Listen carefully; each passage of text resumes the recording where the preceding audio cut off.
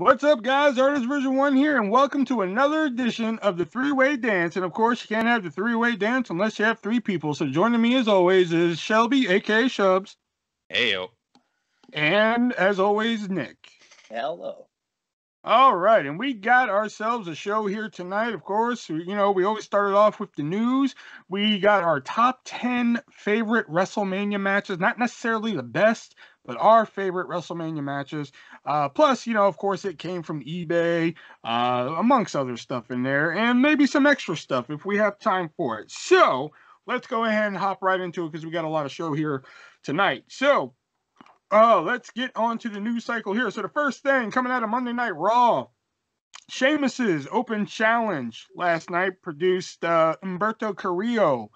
Humberto Carrillo took a nasty spill last night and looks like he may have injured his leg and or knee, which, gotta say, that kind of sucks considering that they were just giving him a push again. So how do you guys feel about that? It's too bad. It's too bad. I honestly was like looking down at my phone when it happened, and all of a sudden the match ended, and I was like, whoa, wait, what happened? So I got to go back and watch it, and I saw how he landed, and I was just like, that's a broken leg right there. I was like, if that's not broken, I was like, it's either a broken leg or it's something with the lower back that happened. But news coming out of it is that it must have just been something minor because he's not going to miss any ring time. And it looks like the feud between Humberto and Sheamus could continue. But the question coming out of this is like, where the hell was Mansoor? My thing to begin with is that as much as it sucks that the apparent injury happened and that he got a little bit hurt, I have a hard time being invested in Humberto again, or even Mansoor for that matter. Similar to Jinder Mahal and them trying to represent Jinder Mahal to the audience with new backup. I can't. I have a hard time getting behind them. I hope for Humberto's sake that the feud with Sheamus continues simply for the fact that this is getting him more attention. But if it doesn't, he's right back to main event every week. Sometimes, again, I go into these news articles blind with Shubs and Nick here, just so they don't know what we're going to talk about. And sometimes just Nick sets me up for a perfect segue because our next news article is coming out of Monday Night Raw, Jinder Mahal returning with jacked up Bollywood boys and Veer and Shanky. Veer and Shanky. What a name. Shanky. Those are the names that they have chosen. Veer, which, okay, it kind of sounds Indian-ish. Yeah. Shanky. And those how are long back, before Shanky and Slapjack are a tag team? But here's the thing that bothers me about the whole thing. Jinder Mahal is starting this quest to become WWE champion again. But, here's the thing that bothers me about the whole return is that he goes in there against Jeff Hardy, and he defeats Jeff Hardy, former multiple-time world champion, such like that. But if he has this backup, he has Veer and Big Shanky by his side here. Big Shank. Big Shank. The Big Shank. That's what they should call him now, Big Shank. Big Shank. Why weren't they involved in the decision? You figured if Jinder needs backup or they're gonna put him with some backup, why didn't they cause some kind of distraction or that's the only thing use them to get heat. Watching that exactly. Yeah. Watching that and seeing Jinder get a clean win, and then Shanky and Veer just continue to stand there. And I'm like, okay, so way to just blow the whole angle, because why does he even need it? Exactly. It's like the Bollywood boys. I use Commander Aziz as the example. Right at the gate, he's doing stuff. But here's Veer and Shanky, and they're just like, the Bollywood boys at least got in there. I mean, Sunil and Samir were the highlights of that Backlash match. Mm-hmm. So And like, plus, I don't know if you guys saw the match or not, but Big Shanky there, or Big Shank, he tried to do the whole, like, let me just walk over the top rope. And he had to do it 3 times before he got it right. yeah, Like, he did it once and couldn't quite get his leg over. Then he did it twice, and like he almost had his leg over. But then the 3rd time he finally got it, and then they like cut to commercial, which I thought was kind of funny. poor guy has to deal with being named Shanky on national/world. Not anymore. Not on this show, because on this show he's Big Shank. Okay, Big Shank. Big It's Shank like is Big such a T. better name. Big Shank. Big This Shank. right here, Big this Shanky. is Big Shank. And so, And you can't teach that. That would be great. Just get rid of Veer and have Jinder Mahal come out next Monday and be like, my name is Jinder Mahal, and I'm a modern day Maharaja, and you can't teach that. and this Right here, this is Big Shank. Shank. And he's 7 foot tall, and you can't teach that. Bada boom! Realest Indians in the room. How you doing? You know. Oh, Honestly, every time I hear Shanky, I think of Brian Kendrick in 2003. Spanky. Hey, you! all right. Another piece of news coming from the NXT world here. Sadly, no AEW or NWA news today, but In Your House. NXT In Your House will be returning, I believe they said in June. I didn't get the date, but in June. But on top of that, they've announced the host of NXT In Your House, and it's going to be none other than Todd Pettingale. How jazzed are you for that? Really That's pretty cool. Actually. Yeah. I mean, Todd Pettingale was like for the first one. I know, yeah, but like Todd Pettingale was like so underrated. Go back and watch like the Columbia House videos of WWE in the old school days, and like tell me how like how Todd Pettingale didn't get you jazzed for like anything. I want them to bring back giving away a house. I want to win a motherfucking house. You did say there's no AEW. Actually, yeah, that'd be nice in a house. But you did say there's no AEW news to actually mention. There is news out of AEW. Ricky Starks actually has a fractured neck. Oh yeah, that's right. I did see where he did break his neck. I forgot about that. But, all right. Winning that house from In Your House, I'm not sure if Vince would be as willing to give away said house. Well, you got to understand, they only gave away that house back then because, like, 95, 96 was not good years for them and everything, and they needed to do something to get some eyes on TVs, to get some asses in the seats in the arena. Well, I think the reason they did it was because it was the first In Your House, right? So they were just, like you said, trying to get eyes on the first In Your House. And it was never planned to be, like, a continuous thing. But wasn't the first In Your House, like, 95? Yes. Yeah. And that was not like that was like one of the years where like people didn't know that like WWE was almost out of business that year. They took the water coolers out of the office. They took the steroids out of the needles and shit. Well, they did that a couple years earlier, I believe. Oh yeah, that's right. That was like 94, wasn't it? 92 or 93, I thought, but I could be wrong. 93 to 95 is when that kind of. I think it wrapped in 95. Okay. All right. And this one, not huge news, but I think something worth talking about. But A&E, the channel A&E, I don't know if you guys have A&E up in Canada, but down here, A&E. Okay. So as you guys probably know, they've been airing, a block of WWE television on Sunday nights for the last few weeks here. And they've been airing the biographies. Well, this past Sunday, they have aired the Booker T biography here, and it's gotten some good reviews, but there has been one glaring thing that has been omitted from that documentary, and that was the whole feud he did with Triple H. And the reason why it was omitted is because of the racial racial undertone of that whole feud there. So I guess what I'm asking here is, do you think that should have been left out because of that, or are you guys upset that that was left out? I'm not upset that it was left out. I think it should have been put in for the sheer fact of they actually went there with it. And then made Booker lose the match.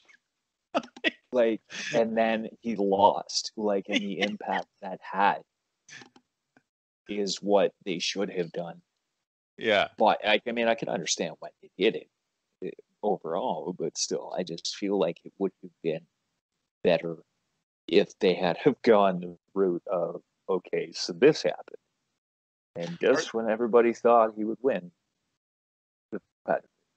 but you got to think, the A&E biographies are known for like getting the hard hitting topics. I mean, like if you, for instance, if you watch an A&E biography on like somebody like Robert Downey Jr., they're not just going to skip over him, you know, in his drug addiction.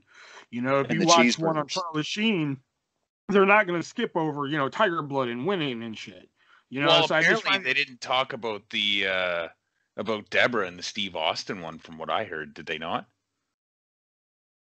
I am unaware. I have not seen any of the A&E. Me neither, actually. I have them all on DVR. I haven't actually watched any of them though. How heavily are these? Like, how involved is WWE on these? I assume they're very involved because they're doing a whole WWE programming block, because you get the A&E biography of whatever wrestler they're doing, then right afterwards you get the WWE Most Valued Treasures show that they're doing.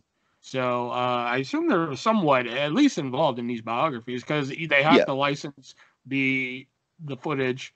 Oh, yeah, I suppose. Like so I don't know. I just think it's a bad move that they cut it out, because I mean, there's obviously a reason that they cut it out. So I think I just think for A&E, like I said, if you're gonna do an A&E biography on Charlie Sheen, you're not gonna skip over like, oh yeah, he just went nuts and Tiger Blood and shit like that. So I just think that should have been left in there. So that's why I wanted to bring it up. And the final bit of news coming from Monday Night Raw, it's major news. Yeah, I guess you could say it's a evolutionary.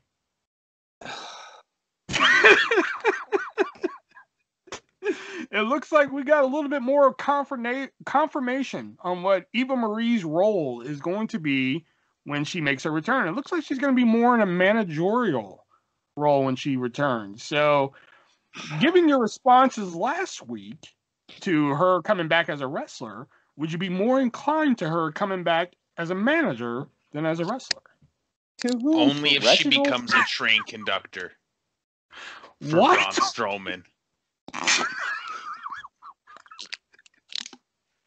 But she's on top of like Lamborghinis and cars and shit. What sense? It could be a train. We could change it to a train.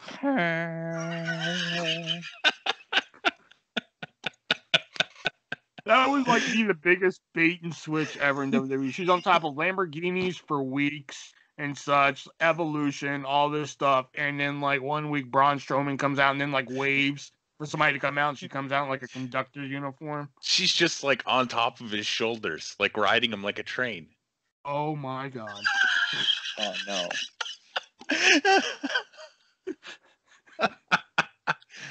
Remember when Brodus Clay became the dancing dinosaur and everybody was pissed? Yeah. We already don't have fans. We already have fake crowd noise. How much worse do you want it to get? Hey man, they've already piped in train noises for Braun Strowman. Might as well give him a manager that's a train conductor. Look, somewhere somebody from WWE is going to get wind of this. That's fucking gold, baby. That's gold. And then next fucking Pritchard. You'll be like, hey, I was listening to like this random podcast. I don't know a lot of people really listen to it, but like, here, I think you should hear this idea. I think it's pretty good, you know? Sounds like a great Pritchard idea. God damn, that's good shit, pal. That's damn good shit, pal. Should we call him, pay him? Hell no. All right. So that was pay him with sandwiches. Pay him with sandwiches. Give him a colored book and some crowns. They'll be happy. That sounds more like Paul Heyman than fucking Vince. I'm doing. I don't know why. All right. So that was some of the news this week. Not a lot of big stuff happening in the news this week, but you know, there's some stuff there. All right. So let's go on to our favorite game we like to play, and say it with me now. It came from eBay. eBay. There you go. You're a little late, but you got it. All right. So let's see what I'm gonna on you guys this week. All right, let's see. Where's the?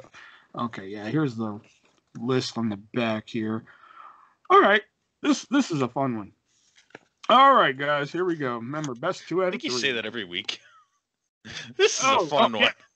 Yeah, because they are. They're all fun ones, but like, you know, because I'm not going to pick out shitty ones and do them. Fair enough. You know?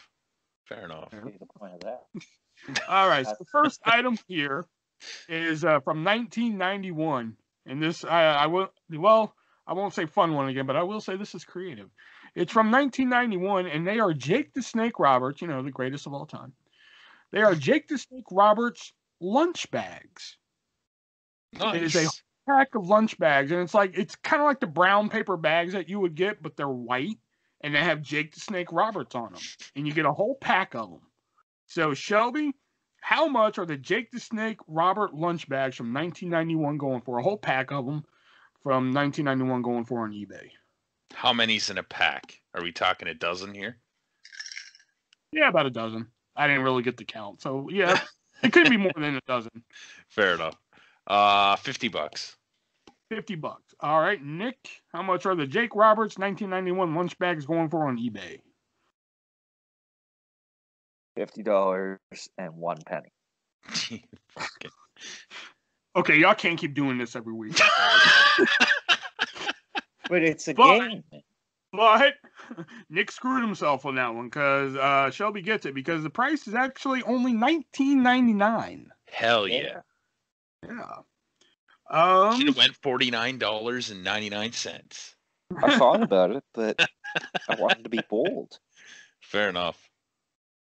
All right. And for those of you listening at home who actually listen, if you guys would like to play the official 3-way dance drinking game, every time Shub says fair enough, take a drink. We are not responsible for your hospital bill when you go get your stomach pump.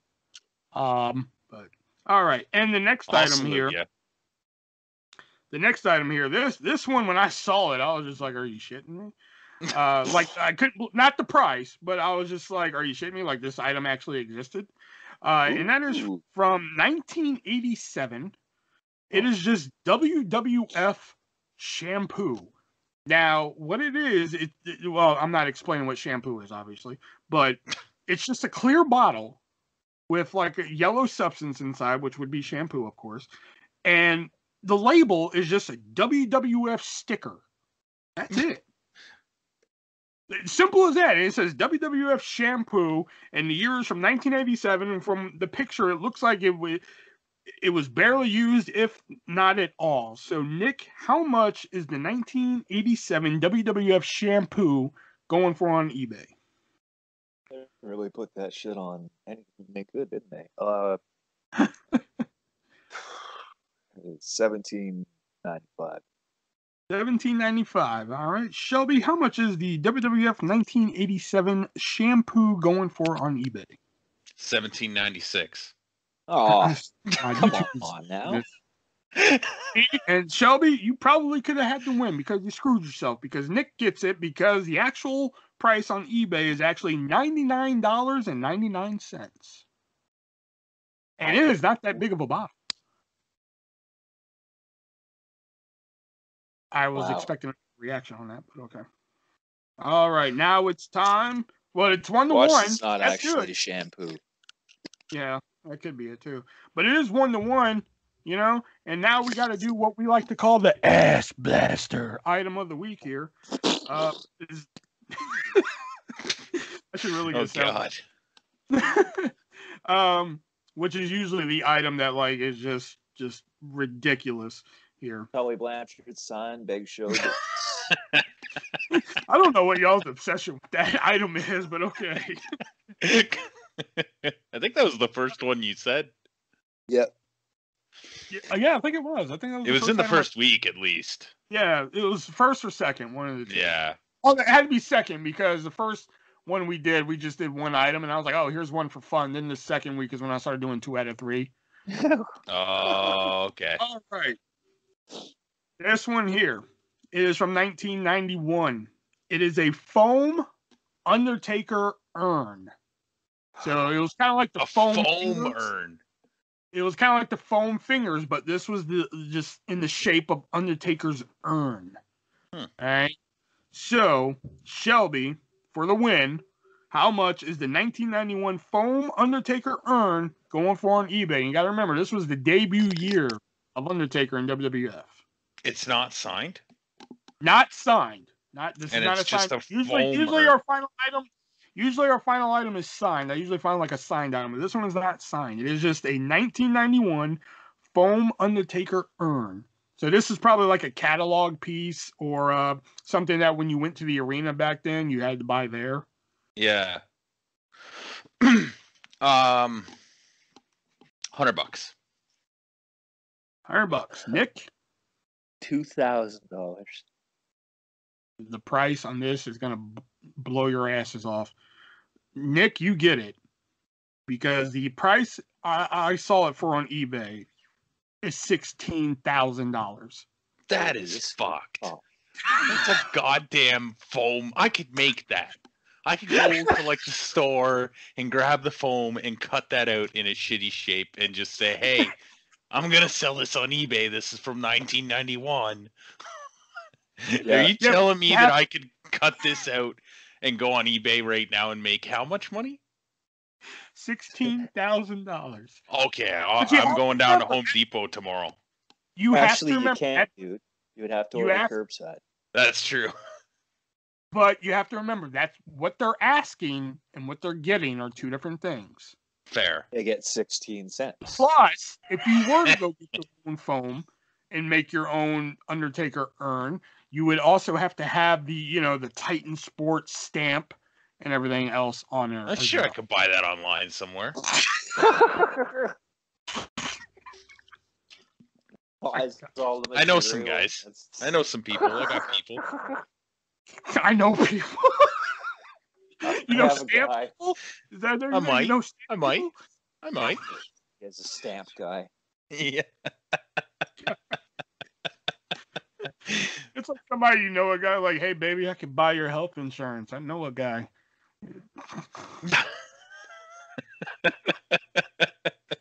All right, so Shelby, you're so close to winning that one again. So now I think what are we, episode 8? So I think it's 7-1. Yeah, something like that. Yeah. I think I've won once. All right, and this week's episode, we are going to talk about our favorite top 10 WrestleMania matches. But before we get to our favorite WrestleMania matches, we got to give a shout out to one of our sponsors, which is repsports.com. Who? Repsports.com. Because when you like to go work out and everything, and sometimes I bet you have a hard time picking yourself up and dragging yourself to the gym to go work out, right? Oh, I have a hard time. All right.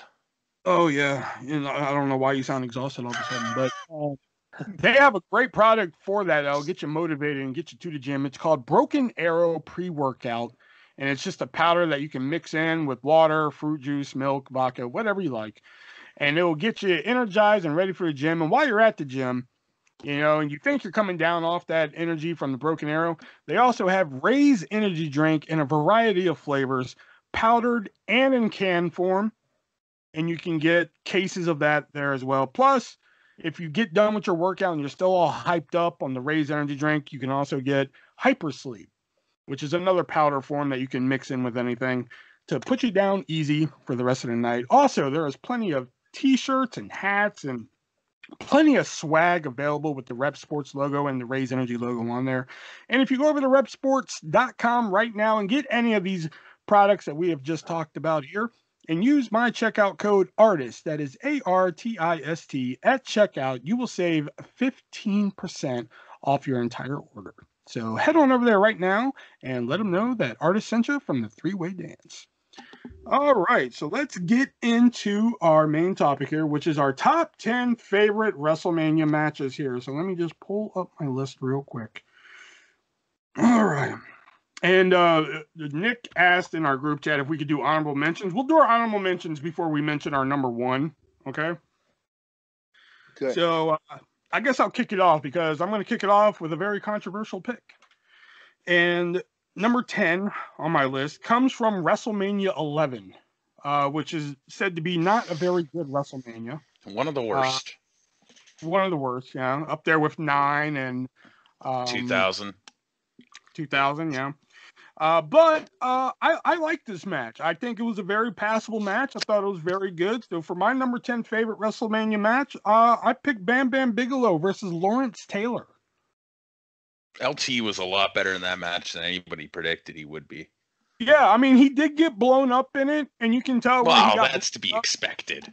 But I still think he put on a very passable match where some, a lot of wrestlers believe that celebrities don't belong in the ring, and when they do, some of them do make a passing performance. I mean, like Bad Bunny, the recent example being somebody who made a very passing performance. But I think LT put on a very passing performance, and to this day, I can still go back and watch that match, and it's a great match. Apparently, they put Pat Patterson in as ref because he was training LT. Him and Bigelow were both training LT for that match, which is kind of cool. Yeah, that is kind of cool. Yeah. Oh, that. Yeah. Yeah. All right, who wants to go next? All right, Nick, you won. It came from eBay, so you go next. All right, so for my number 10, from WrestleMania 30, it was I think it was the show opener. Of course, if he won the match, he would be added to the main event after following the Occupy Raw episode. Of course, as Daniel Bryan versus Triple H. I thought you said WrestleMania 3 at first, and then you're like, the opening match didn't get added. And I was like, wait, that didn't happen at WrestleMania 3? Oh, maybe my mic cut off. Sorry. Yeah, WrestleMania 30. See, that was one I wasn't, I mean, again, we're all going to have different opinions here, but that was one I wasn't really into. Right from video package, as soon as the video package ends and out comes Brian, if the entrances start, I'm jazzed. Like that video package right through the end of the match, I'm then wanting to go ahead and watch the triple threat at the end, even though I've seen it multiple times. Anytime I watch Brian versus Triple H, it just takes me right back to watching the show the night up and being like, oh, he's going to do it, or he's going to do it. And then, I had a hard time with that one too, but fair point. Yeah. I mean, that's how I feel about watching the Jeff Hardy Undertaker ladder match. To this day, when Jeff Hardy reaches up and just touches the belt, I'm like, oh, fuck, he's going to do it. And then we all know what happens. Yeah, unfortunately. Well, you want to talk about controversial top 10s. You want to talk about top 10s that we won't agree on. My number 10 is from WrestleMania 15, Hell in a Cell, Undertaker versus Boss Man. Get your shit, get it all together, pack it up in a fucking backpack, and take it to the shit store or the shit museum or something. Like, get your shit together and get it out. I would be interested in seeing what was in the shit museum. It's like the history of shit. Or like who took the first recorded shit. Oh, true. Oh, that was probably like Ugg Ugg the caveman or some shit. Ugg. Poor Ugg. Yeah, but speaking of controversy, I think this is another one that kind of controversial. And this match, I have said many times before, has no business being as good as it is. And I had no interest in the match going into it. Could have cared less about this feud. And I watched the match, and I was just like, damn, that should not have been that damn good. And it is from WrestleMania 33, and that is AJ Styles versus Shane McMahon. Yeah. Yeah. That was a good one. Yeah. Okay. Because I know some people were just like, that match wasn't that good. It's just AJ Styles, Shane McMahon. Yeah. And I'm like, one, why are you talking like that? Two, I'm just like, dude, have you seen the match? I mean, like, I had zero expectations going in. I was like, I could care less about this feud, but it ended up being a pretty solid match. So I like it. Yeah. You think that was McMahon's best WrestleMania match? Shane's? Yeah. Oh, totally. Yeah. Yeah, absolutely. Yeah.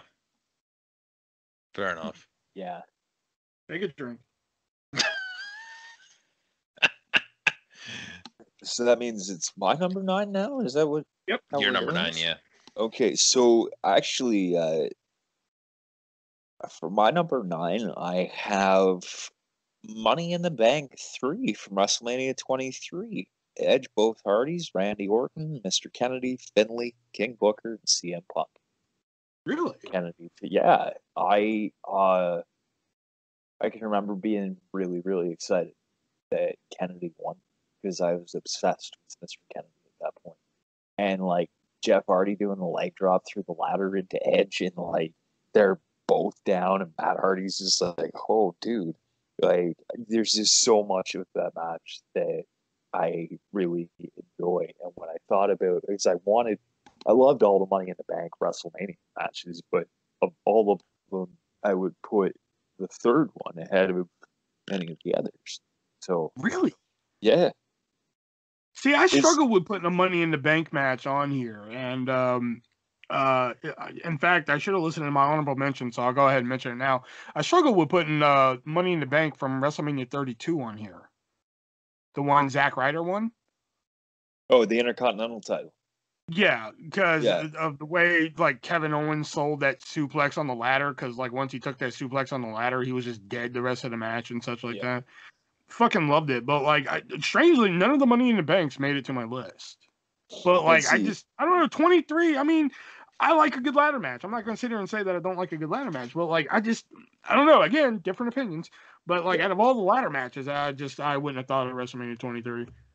Well, I have another ladder match coming up actually. So, oh gee, I want to know what it is. That one we probably all have that match on our list. No, it's not the one you think at all. Oh, really? If you're thinking what one, it's not on there. Okay. All right, Shelby.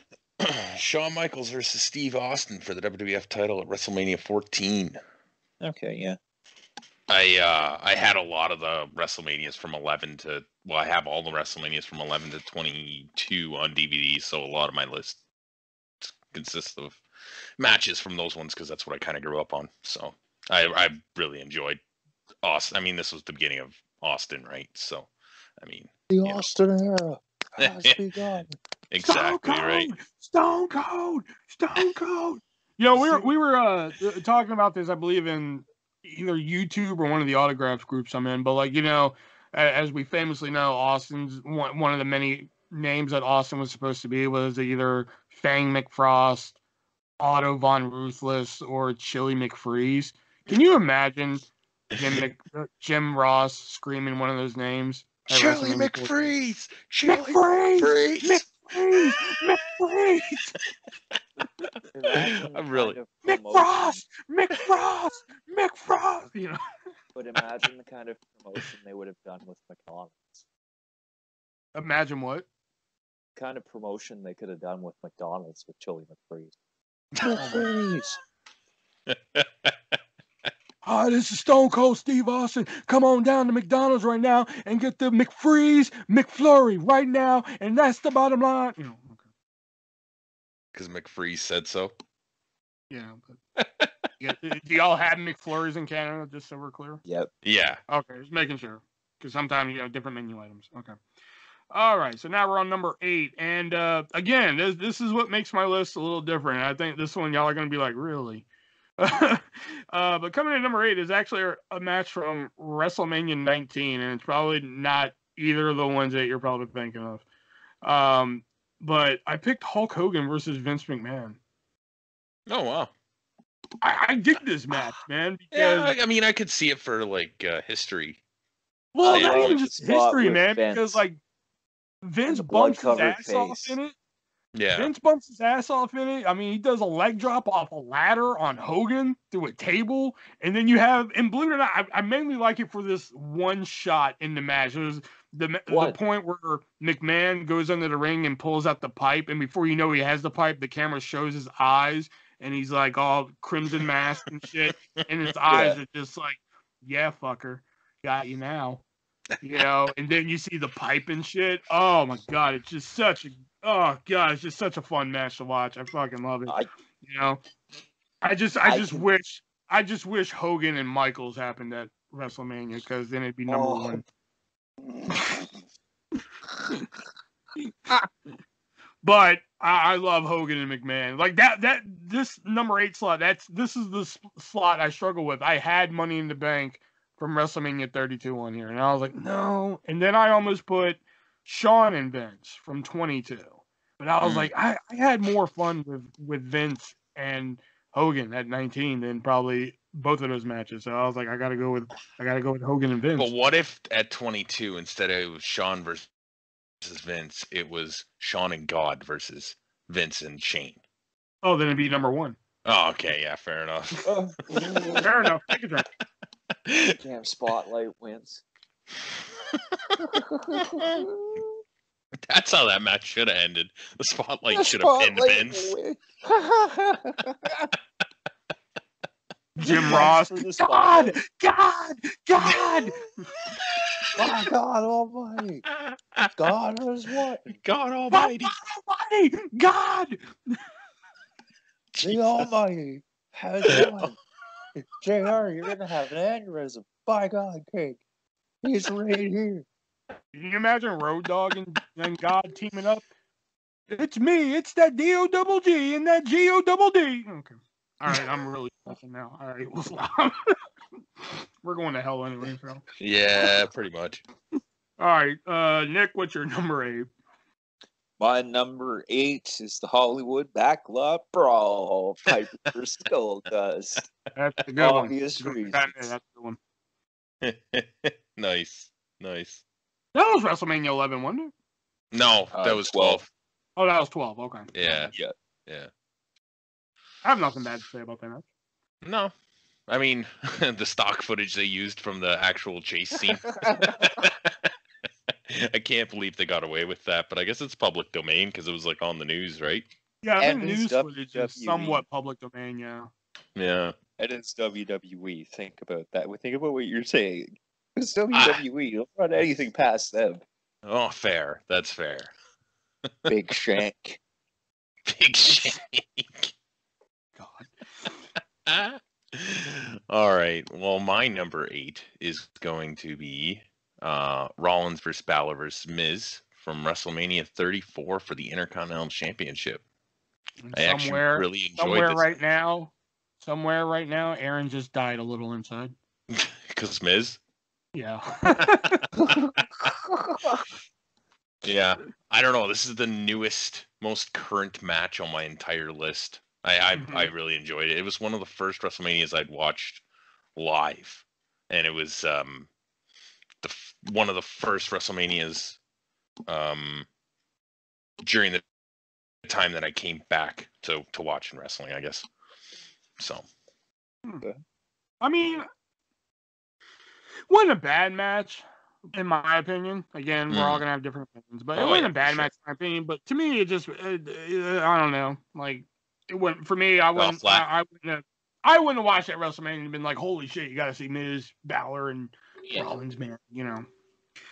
All right, coming in at number 7, I actually think I have, like, the first, like, if people are like, you know, fuck Artist and his picks, I think this is going to be the one people are like, all right, he's redeemed himself with. Number 7 comes from WrestleMania 21, and again, probably not the one you're thinking of, but it was the opener. It was Eddie Guerrero and Rey Mysterio. Yeah, it was a good match. Definitely. Yeah, that was a great match. I mean, and it developed into a really good story too. Yeah, I think out of all the WrestleMania 21 matches, like, I had to stop myself because there was a couple times where I almost just put mainly matches from WrestleMania 22 and 21 on this list, and I was like, I gotta stop. Yeah. You know, but like 21 was a really good show.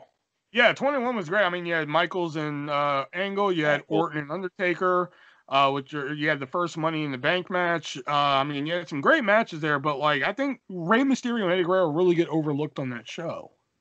Yeah, probably because they opened it, but it was a really strong opener too. Oh yeah, and I think because there was so much good on that show, they get overlooked too, right? Yeah.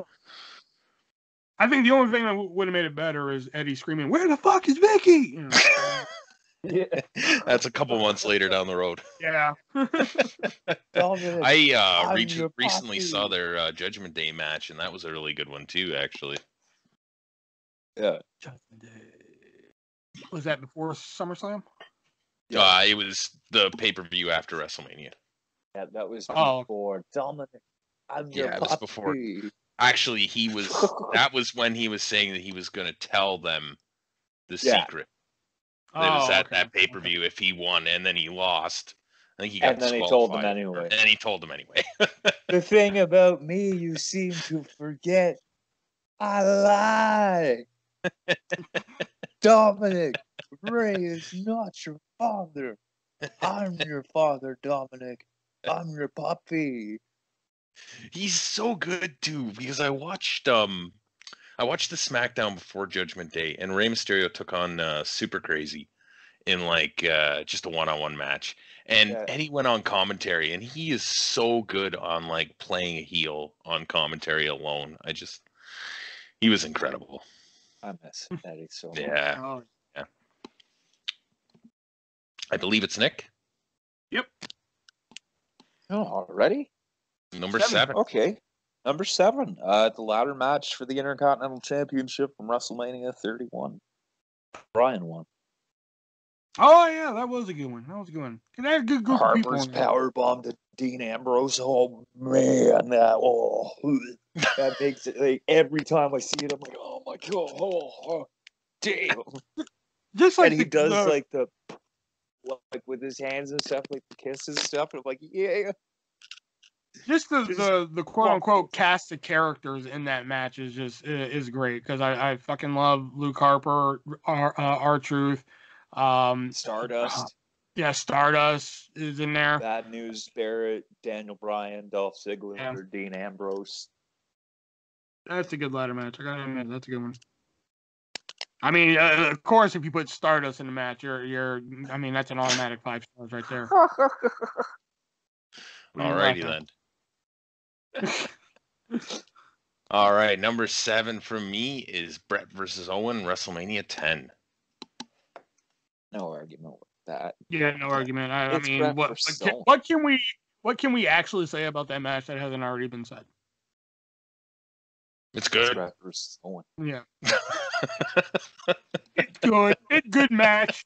It's good match. It's very good. It's very good. It's very good. Very nice. All right. So number 6 is I'd be surprised if this match was not on you guys' list somewhere. If it's not, I'd be really surprised. But coming in at number 6, and I will say it's not a technical classic. I'm mainly into this match because there are some good spots in this match where, they are good wrestlers. I'm not going to argue one way about it. I'm not going to say it's the shits match, but the crowd really makes this match, and that is Hulk Hogan versus The Rock at WrestleMania 18. Oh, yeah. Yeah. Because, again, on paper going into that, I was just like, whatever. Yeah. But then once you watch it, and the crowd reaction, I think we talked about the crowd reaction 2 shows ago. Just Rock and Hogan just are looking, and you can really tell it's just oh shit, we didn't expect this. Yeah. They didn't even touch each other. I guess we better just switch the whole dynamic of the match then. Yeah, they didn't even touch each other, and people were going fucking bonkers. It's a testament to who Hogan and The Rock were as performers, that they didn't even have to touch each other. Yeah, they just stood in the ring and looked around, and people just went fucking nuts. Shits. It'd be interesting to see what would have happened if they put Austin in there instead of The Rock. Asses blasted everywhere. Yeah. You know what? I mean, that's one of those what if questions there, and I actually think. Oh no, that was last week. Never mind. But I don't think Austin and Hogan would have drew like Rock and Hogan did. I don't think so. Yeah, I agree. Yeah. All right, Nick or Shelby or whoever's next, I don't care. It's me. 6. Yeah. From WrestleMania 19, Chris Jericho versus Shawn Michaels. Yeah, that ends. The first one on. I think that was the first that was during their first feud. Jericho was like, I used to look up to you, Sean. Yeah. Like their good feud, as I like to call it. Yeah. You didn't like the 2008 one? No. Oh my God, that was so fucking boring, and oh my God, I hated that. Compared to the first one, yeah, I hated it. Fair enough. Take a drink. I just hated it because, like, I mean, I could see the turn coming a mile away on This Is Jericho, or highlight reel. That's what it was called. I could see it coming a mile away, and then it just went on forever. And I didn't really care for the matches, and that fucking ladder match, people go crazy about it. No Mercy. I really didn't see. Again, I like a good ladder match. Wasn't a good ladder match. I'm sorry. Kiss my ass. It was just, I hated that fucking feud. I hate it. Yeah. I hate I liked so heel much. Jericho at that time, though. Not the best Jericho persona. Not Fair even enough. Jericho's best heel work. When we get down, I prefer flimsy hand scarf Jericho to that. Yep. I'm trying not to say it, by the way. Now you pointed it out, I don't know what to say. Yeah, there's somebody that's really, really drunk somewhere that's just like, oh, damn it. I'm gonna title this episode the 308 dance drink. Fair enough drinking game. That's what I'm gonna this episode. Write that down so I don't forget it. In case I forget later. All right. Well, my number 6 is another controversial one. It is Triple H versus Shawn Michaels versus blank in a triple threat match for the championship for WrestleMania. Hey, I have that on mine, and it's a lot higher. So I almost went with that match. In case you guys out there are idiots, he's referring to Chris Benoit. But yeah, that was a great match. It was Chris Benoit's quote unquote coming out party, even though it was 18 years. He was at this time my favorite, and I was probably, this is 2004, so I would have been like 13. So he was my favorite wrestler at that time. When he won the belt, I went fucking nuts. I mean, like I've said many times. I mean, I don't think I've said it on this show before. If I have, then I'll just repeat it again. But like I've said many times in private to people when we discuss Benoit, but like I've said many times before, despite what he did in his private life, what he did was terrible, whatever. But you can't, just because, what he did, you can't take away that he was a good wrestler. No. Period. No.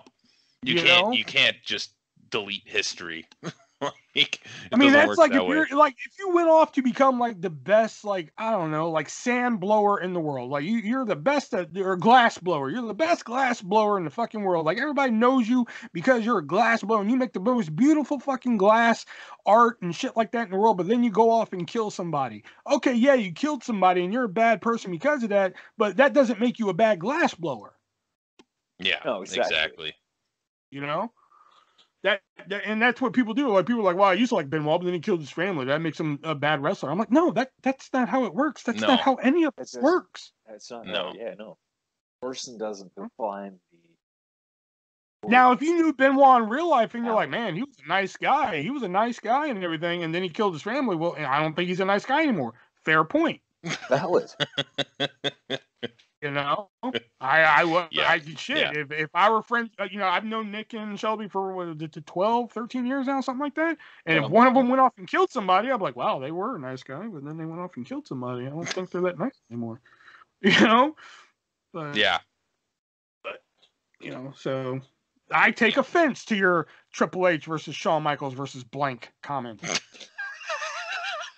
You say that name, you put some fucking respect on that name. It is Shawn Michaels versus Triple H versus Chris Benoit. Don't worry, one of those names will be coming back up again soon. Oh, gee, I wonder which one. All right. My number 5 will probably come to the surprise of fucking nobody. Is from WrestleMania 22, Trish Stratus versus Mickie James, which at the time was like the best women's match ever on a WrestleMania. Even after up until a little later, but we'll get to that one. Because I mean, look at all the women's matches before. I mean, like WrestleMania 1, WrestleMania 10, I believe 15 had one. Yeah. 2000 had one. It was really WrestleMania 22 that like, damn, that was fire. They went out there, they put on a good match. Sure, they botched the ending a little bit. Whoa, that was a really good match. Yeah, they botched the ending a little bit, but it made Mickie James a fucking star. It was better than Trish Stratus versus Christy Hemme the year before. Oh. Yeah. Christy Hemme. I mean, yeah, but not very good, the wrestler. No. But I up until like the later years when they had the women's revolution and stuff like that, this was the best. Like, I mean, like up until my number one pick, this was probably like once I like reevaluated the whole list. At one point, this probably was my favorite WrestleMania match. But then once I like reevaluate some things, I kind of put some things ahead of it. Hence why it's number 5. But I mean, this match was phenomenal. I don't care what people say. Yeah, I can agree. I can agree that it was a good match. I didn't rank it, to be honest, but you know, I've only got 2 words for you. Fair enough. Take a drink. My number 5 from WrestleMania 24, immortalized by the line, "I'm sorry, I love you." The career-threatening match, Shawn Michaels versus Ric Flair. Yeah. The only thing I really liked about that match is that we finally got to figure out what that move off the top rope that Ric Flair always tries is. Because, I mean, every Ric Flair match, he goes to the top rope. Yeah, he always goes to the top rope, and what happens? Somebody fucking grabs him by the nutsack, and then they toss him. Well, in the Shawn Michaels match, he finally hit whatever it was. And I was like, wow, we finally got to see what that move was. It only took us 35 years. It's like, come on, Ric Flair, and then he loses. It's like, but he finally did it. That was the one thing left. That's why he lost. That was all he had left to do. He didn't have to win another title. He spent all his money and went to TNA. Yeah. And then had more matches. And had a woo-off with Jay Lethal. Oh, yeah, that's amazing, though. That is the funniest piece of wrestling. That's the funniest thing ever happened in TNA. That was incredible. I don't know. I mean, it does rank up there pretty high with Kali and Wait a minute, the funniest thing that ever happened in TNA. Didn't I send you the Shark Boy New Jack link? That was amazing. That was amazing. Oh, my God. I can't. What are you talking about getting in the pool? I ain't getting in no pool. Yeah. You know what happens when... I won't go forward with that line. Yeah. I will. This is the 308 dance. We don't give a damn. We're marked as explicit. You know what happens when black folks get in the water? It don't work out so well. Is there something he's referencing in there? No, it's just New Jack being New Jack. Just New Jack being New Jack. Because I was like, that's got to be like a reference to something. But nope, he just. But then he just starts playing the ring toss thing, and I'm like, this is amazing. Like, he just. All right. Well, I believe it's my turn. Yep. And my number 5 is the Triangle Ladder match for the WWF World Tag Team Championships from WrestleMania 16/2000. Hardy Boys, Edge and Christian, and the Dudley Boys. I liked it better than WrestleMania 17, to be honest. You didn't even call it TLC, I guess. No, because it's not TLC. It's the Triangle Ladder match. The next year was technically it was a Triangle Ladder match that cameoed with tables and chairs. It basically was a TLC match. Next year, it wasn't until SummerSlam is when it became TLC. Which I don't want to talk about that SummerSlam. Fair enough. Take a drink. God damn. No, I will say no. Here, we'll go since we're at the halfway point of the list. I'll tell you guys a little story real quick. So, you guys have heard of my buddy Justice and everything. So we used to live next to each other. So that year, SummerSlam, the first TLC match, was in Raleigh, North Carolina. and we lived like 30 minutes away, you know. So he calls me. Now at this point, I've never been to a WWE event, but he calls me and he's like, "Dude, do you have $40?" And I was just like, "Oh." And he's just like, "Oh, dude, because we can get tickets to SummerSlam. They'll be like bad seats, but dude, we'll be at SummerSlam." And I was, "All right, give me a minute." Boom, I hang up. I go ask my mom and her boyfriend at the time. And I was like, "Hey, Justice just called, and he says if I have like $40, I can go see SummerSlam. It'd be the first WWE event I ever go see, blah, blah, blah." And they're just like, "Okay, are you actually going to the event, or are you going somewhere to like watch it on a screen?" I was like, "No, we're going to the event." And they're like, "Okay." So they give me the $40. I was like, "Yes." So I call him back. Boop, boop, boop, boop. "Dude, I got the money." And he's just like, "Oh, well, we're actually going to upgrade our seats to like some better ones." I was like, "That's fine." No. I was like, "I don't give a damn. That's fine. I'll still go. I'll just take the shitty seats. Y'all go to the good ones. I'll meet y'all afterwards." And there's like a long pause on the phone. And like, we're like in our teens, so his dad's driving. So there's like a long pause and he's just like, "Yeah, that's not gonna work." I was like, "What do you mean it's not gonna work? Dude, I got the money for my ticket. Y'all go to the good seats. Fucking I'll meet y'all afterwards. Dude, it's not that hard." And he's just like, "Yeah, we can't do that." I was like, "What the fuck you mean you can't do that?" He's like, "Yeah, my dad doesn't want to do that." I was like, you're kidding me, right?" He's like, "Yeah, we're actually gonna get the $60 seats." And I was like, "Okay, dude, I don't know where I'm losing it, which is get the $60 seats that you two want to get. I'll get the $40 seats, and I'll meet y'all after at the car or something." And he's just like, again, there's like a long pause. He's like, "Yeah, we can't do that." I'm like, "What the fuck?" So like, I'm pissed, Come to find out, his dad didn't want to like fucking lose me in a crowd or some shit. Like if I got like fucking lost or some shit, he didn't want to be held responsible for me. I mean, that makes sense. Fuck you. No, it doesn't make sense. All right, suck my dick. How old are you? SummerSlam. I'd rather not say because then people can pinpoint my age. Oh, fair enough.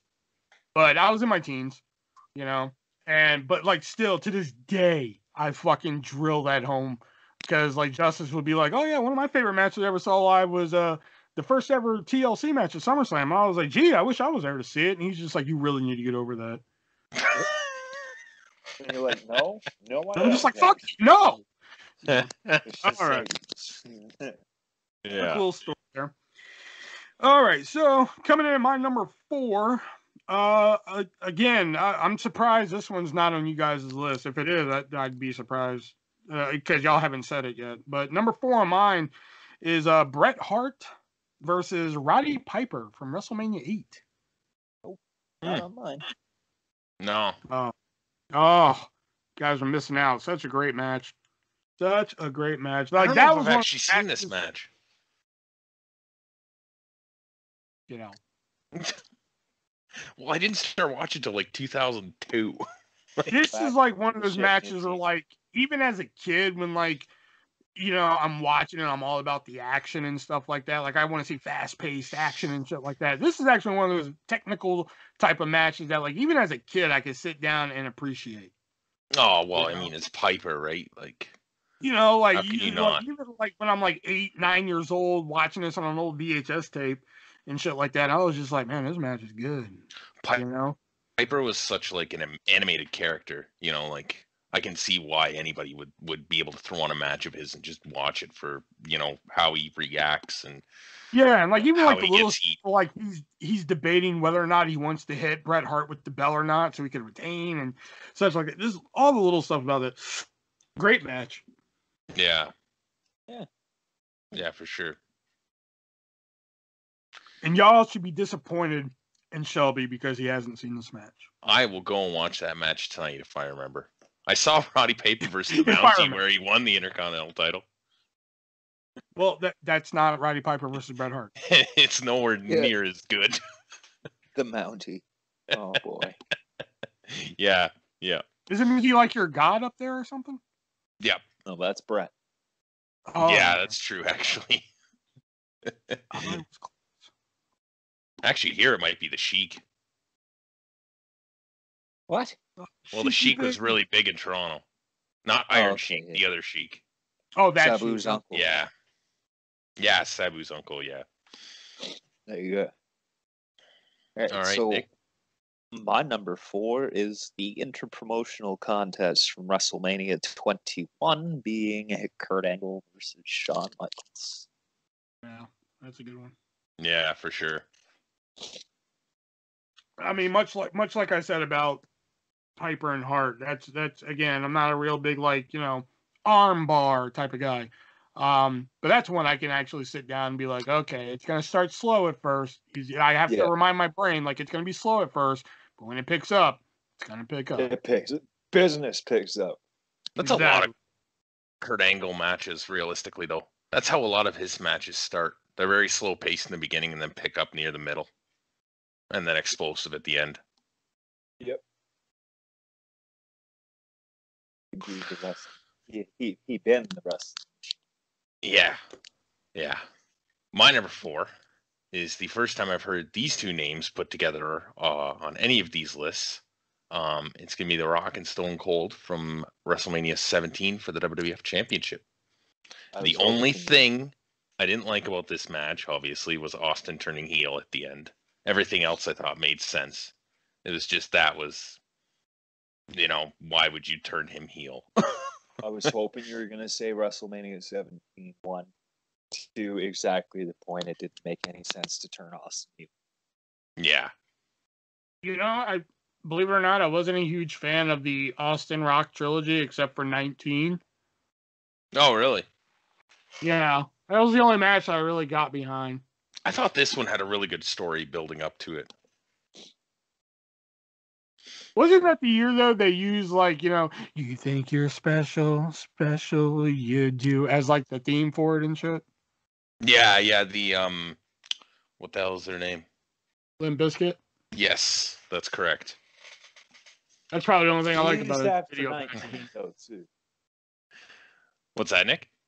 They used Limp Bizkit for 19, too. Yeah, it was a different song, but they used Limp Bizkit for 19. Yeah. You think you're special? I'm campaigning right now for WrestleMania 22 WrestleMania 2022. Limp Bizkit goes into the Hall of Fame. Fred Durst has already been in a video game. Yep. SmackDown just bring it. Yep. All right, coming in at number 3 is a match that when people talk about the best wrestler or even favorite, we're not necessarily talking about the best, we're talking about our favorite, but usually when people talk about the best and or favorite WrestleMania matches, it's not hard to find this one in there, and that is Razor Ramon versus Shawn Michaels from WrestleMania 10. Yeah. I mean, that's history right there. Yeah. I can't tell you how many times I watched this match as a kid. Well, I mean, come on. Razor is Shawn. Hell, I can't tell you how many times I watched WrestleMania 10 as a kid. I was one of those fuckers that I would watch WrestleMania 10, then after they lift Bret Hart up and everything, they're like, "Thank you for watching WrestleMania 10." Press stop, rewind, play, watch it all again. I did that with one of the first Shawn Michaels DVDs they brought out, actually, and I think it had that ladder match on it. That was hard. One of the first Shawn Michaels DVDs I believe they released was From the Vault, I believe. Yeah. When was that, though? Vault. Did that not have that match on it? I don't think so. Okay. I don't think it did. I think the first release that had that match was Heartbreaking Triumph. Okay. Maybe I'm remembering from that one then. Because I had that one as well. From the Vault, well, although I don't know. Because I had the From the Vault VHS. I'm trying to remember if it was on. Yeah, I remember. I didn't own that. On VHS? Yep. I rented that from the local library. I think I rented it a couple times too. Shit, your libraries are awesome. Wish my libraries would have wrestling fucking shit. I think that was the only wrestling thing they had, and it was probably just somebody donated it and whatever, right? And little Shelby was like, "Sweet, hell yeah!" Running home, Mom, can I get the Shawn Michaels DVD for the third time? I just imagine little Shelby with a fucking hat and shit. Oh yeah. I was never little. That's my secret. Still little Shelby with a little beer in his hand and just.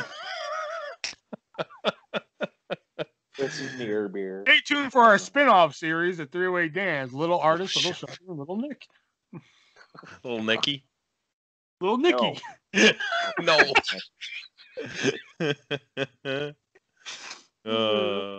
Nick, you're number 3. My number 3 actually is one of my favorite hardcore matches ever from WrestleMania 22, Edge versus Mick Foley. Oh, that's a good one. I didn't think of that one. I love that match so much. That is a good one. I gotta admit, that's a good one.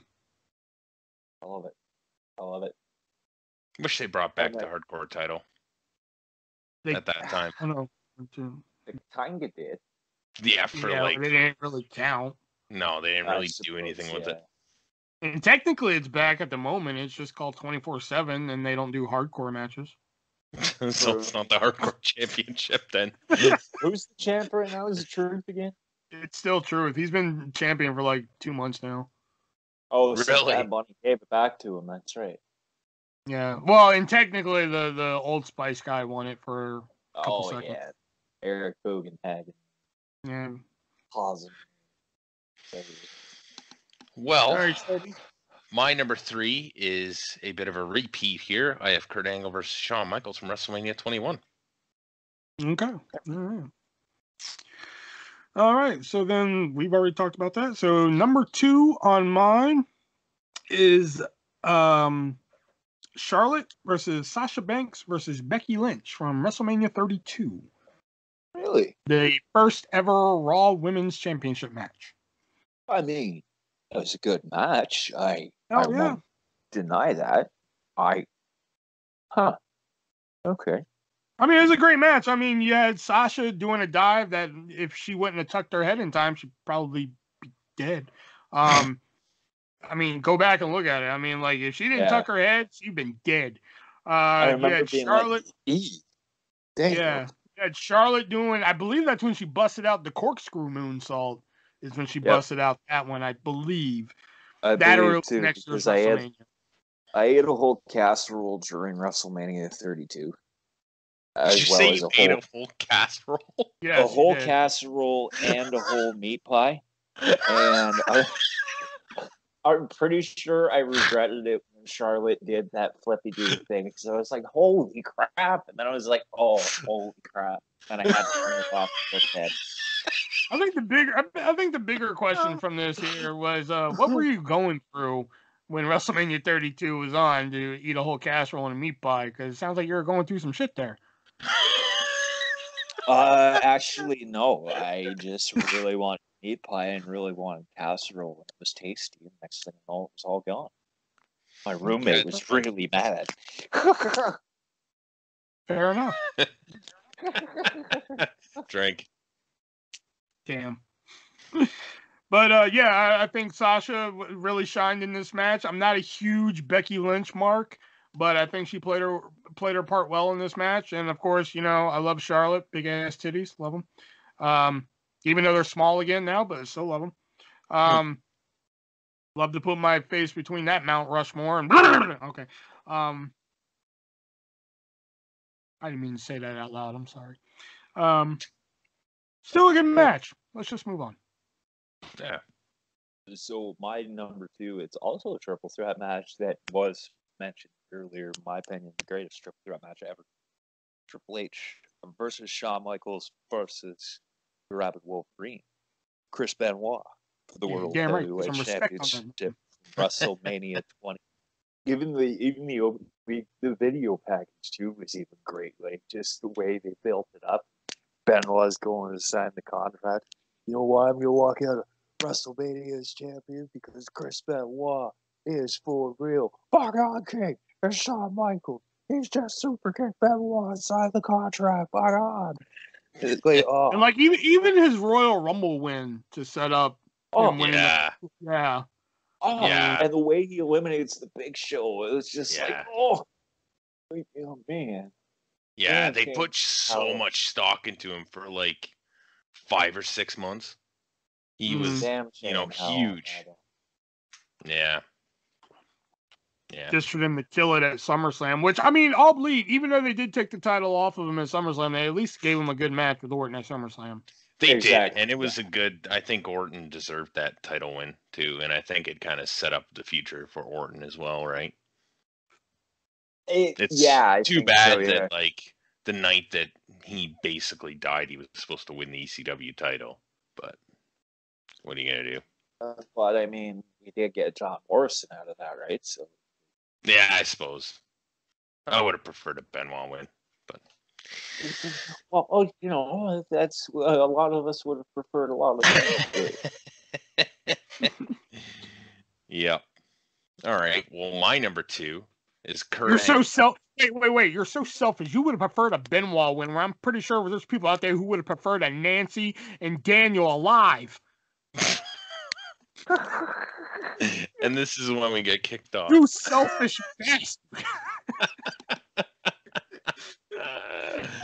All right. I would prefer a Benoit win. No, I would have preferred to see those two people alive. All right, continue. So my number 2 is Kurt Angle versus Chris Benoit from WrestleMania 17. Loved this match. It started out as very... Right? What's that? That was the ultimate submission match, right? It wasn't ultimate submission, I don't think. I'm pretty sure submission was at the Rumble. No, I don't think so. No, their WrestleMania match was like a submission Iron Man match, wasn't it? No, they just went on for a long time. Huh. They had a 2 out of 3 falls with Jericho the year before. Am I Mandela affecting here? Because I could have swore that match was like a 30-minute submission match. I think that's like the most submissions win. I think that's just because it's Benoit and Angle. I think you're Mandeling. Mandeling, however you fucking say that. Yeah, Mandela effect. Yeah. Mandeling. It started out as a very technical affair and then went down to basically a fist fight. The guys were just beating the crap out of each other. And I believe, I can't remember if Benoit got the win or Angle got the win. Angle got the win with the roll up. That's what it was. With the tights. Your number 2 favorite WrestleMania. And remember who won it. Yeah. Heavyweight. Yeah. None of this rings a bell. I swear to God, this was a 30-minute time match where the most submissions won. No. No. I think we need to check this now because... Yeah, I'm going to rock a wiki here. All right, I got it right here. 5th match pitted Kurt Angle against Chris Benoit. The match started with mat wrestling between the two. Okay, don't read the whole fucking match. Just read the result. Benoit tried to pin Angle after a diving headbutt, but was met with a 2 count. Angle then quickly rolled up Benoit using the tights for leverage. What WrestleMania was this? 17. All right, hold on. You're putting WrestleMania 17. Way to go! You just ruined Will's whole night show. You've ruined. Thanks a lot. You've ruined Christmas. That's fair not enough. Even for 7 months. Okay, here it is. Kurt Angle defeated Chris Benoit singles match, 14 minutes and 4 seconds. I don't remember this. I could have swore this was like a 30-minute match. I am losing it, man. You are. Oh God, I don't. The only other match I could think of they had on pay-per-view was at the Royal Rumble, and that wasn't a 30-minute Iron Man match either. No, it wasn't. I could have sworn they had a 30-minute. It was like an Iron Man match, but instead of pinfalls, it was just submissions, and I could have swore it was at WrestleMania. What the fuck am I thinking of then? Okay, all right, whatever. More on that later. Yeah, I guess. Well, no, I mean, we debunked it right there. I mean, whatever dimension I'm from, apparently that's where the match happened, apparently. All right, and before we get to our number 1 picks, I don't know if Shelby has any. I know Nick does, but I have some honorable mentions I want to throw out here. My honorable mentions are, believe it or not, Taka Michinoku versus Aguila from WrestleMania 14. Light Heavyweight Championship. Very underrated match. Not a lot of people talk about that one. Very good match. Yeah. I mentioned it earlier, but Shawn Michaels versus Vince McMahon from WrestleMania 22. Good match. Money in the Bank 1 from WrestleMania 21.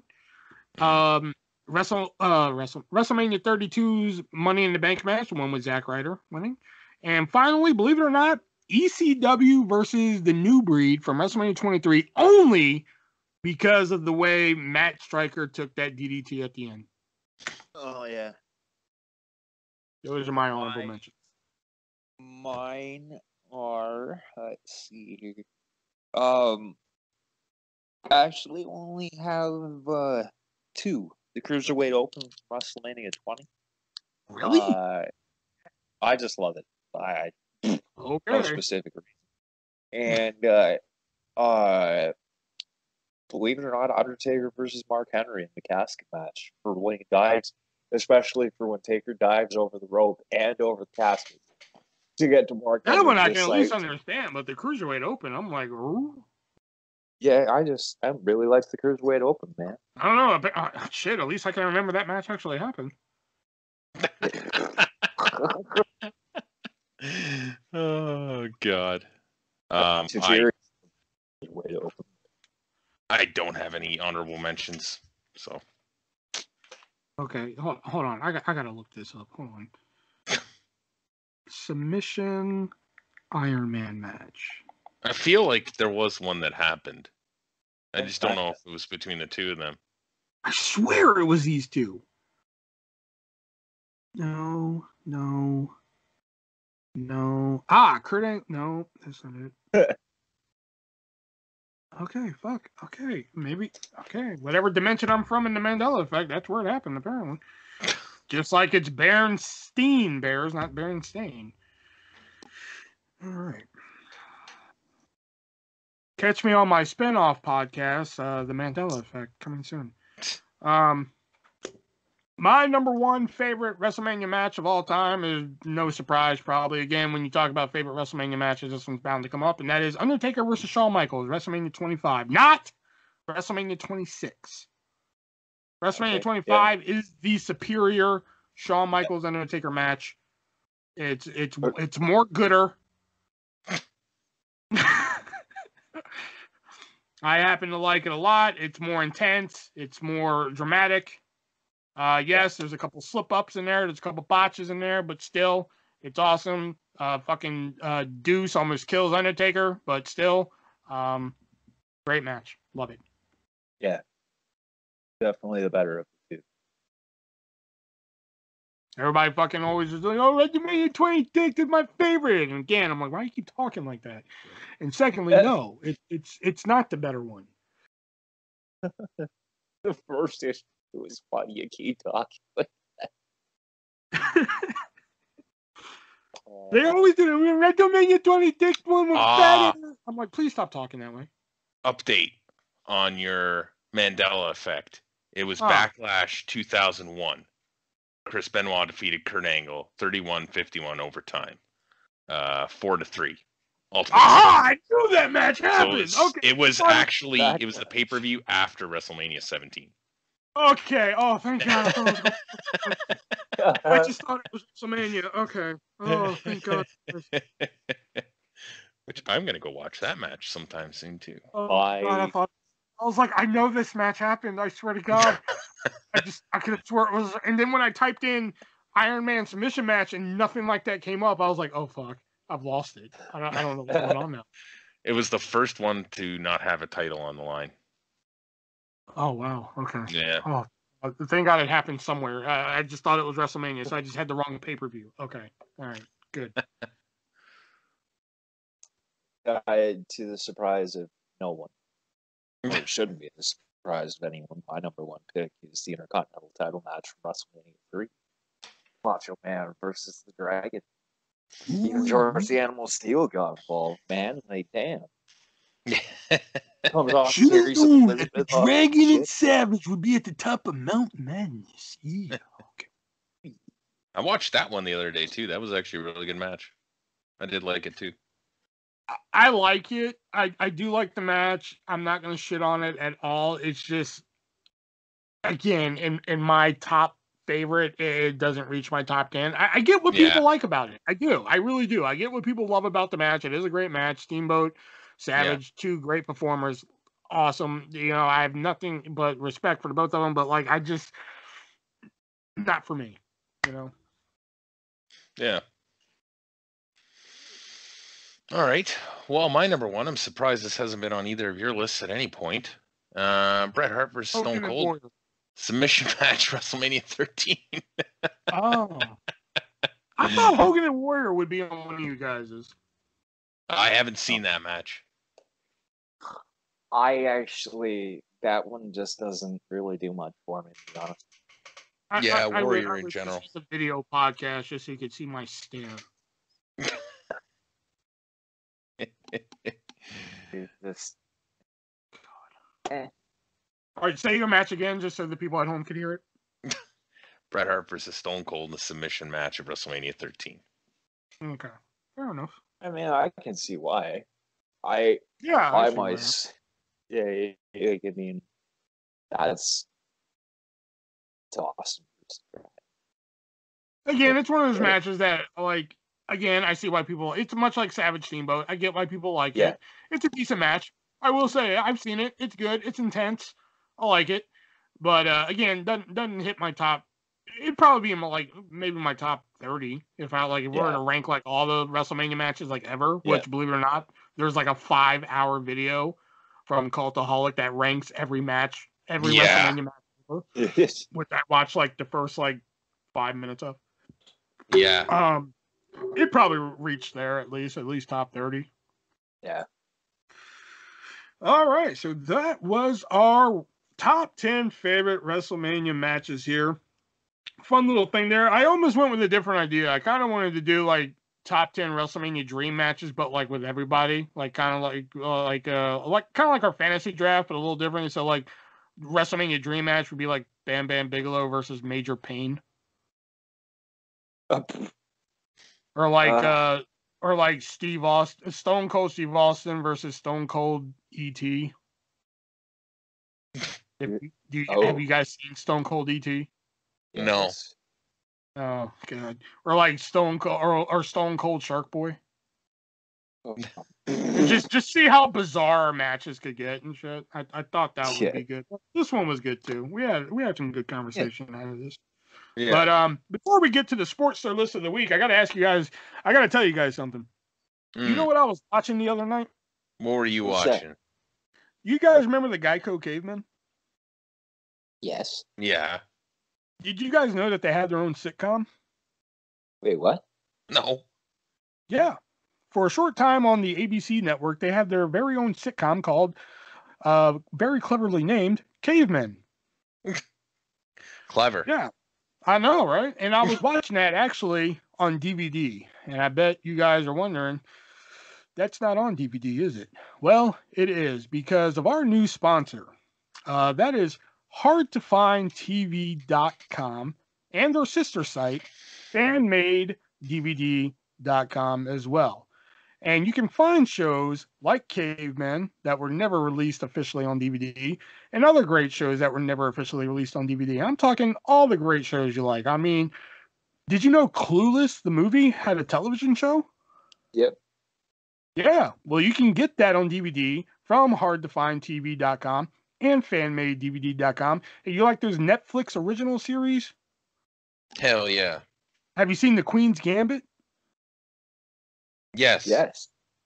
Great show. You can actually ask for that on DVD, and they'll print it on DVD for you at HardToFindTV.com and FanMadeDVD.com as well. And I bet you're wondering, there's two sites. Well, if you go to HardToFindTV.com, you can only pay with Amazon Pay, which is great if you want to use just Amazon Pay. But if you like to use PayPal, credit card, or any other form of payment that's acceptable on FanMadeDVD.com, that's where you go. And if you somehow go to that website and you look through all the hundreds of titles they have and you don't find something that you want, guess what? You can just request it. You just email them and say, hey, I want this show right here. And more than likely, the good people over at HardToFindTV.com and FanMadeDVD will find it and hook it up for you. And you know their motto. Well, it's not their motto. I kind of gave them the motto, and that is, they don't have it, you don't need it. Yeah, that's fair. I like that. I know, right? And on top of all that, if this doesn't sound great for you right here, on top of all that, they even gave your boy, they gave him a coupon code. So if you go over to hardtofindtv.com or fanmadedvd.com right now and find your favorite TV show that you want on DVD, you find that old classic. Like, did you know right now, Three's Company, the classic John Ritter sitcom, if you want the complete series of that, the highest one going on eBay right now is $750. That's ridiculous. I know. Wow. You can go over to fanmadedvd.com and get it for way cheaper than that. And plus, you use my discount code ARTIST, ARTIST, and you're going to save 15%. And you can use that on I know. And you can use that on any of the great TV shows that they offer. And again, if you can't find the show on that website, just email and request them. Not only do they have DVDs for you Blu-ray snobs out there, you can have it upgraded to Blu-ray. And if you're one of those weird people that just like to read the subtitles, or for the hearing impaired, pretty soon you will be able to get subtitles on their titles as well. So we'd like to welcome Hard to Find TV and Fan Made DVD to our sponsor family here at the Three-Way Dance. So again, go over, use my coupon code ARTIST and save 15% on all these titles and more. All right. So let's get into the Sportster list of the week. And again, I think it's another one that it's not really like we agree with the ranking. It's more like, do we agree with what they say? Actually, I had to send it to myself here. Because we never agree with the ranking. I know, right? Yeah. All right. So the Sportster list of the week is 10 times a gimmick match completely flopped. Ooh. Okay. Yeah. So we're gonna see if we like these matches. Did we like them or not? So number 10, which I think is an easy yes in my opinion, but let's see. Number 10 is the Concrete Crypt match. The Dudley Boys versus The Undertaker from the Great American Bash. Come on, great match. Really? Awful.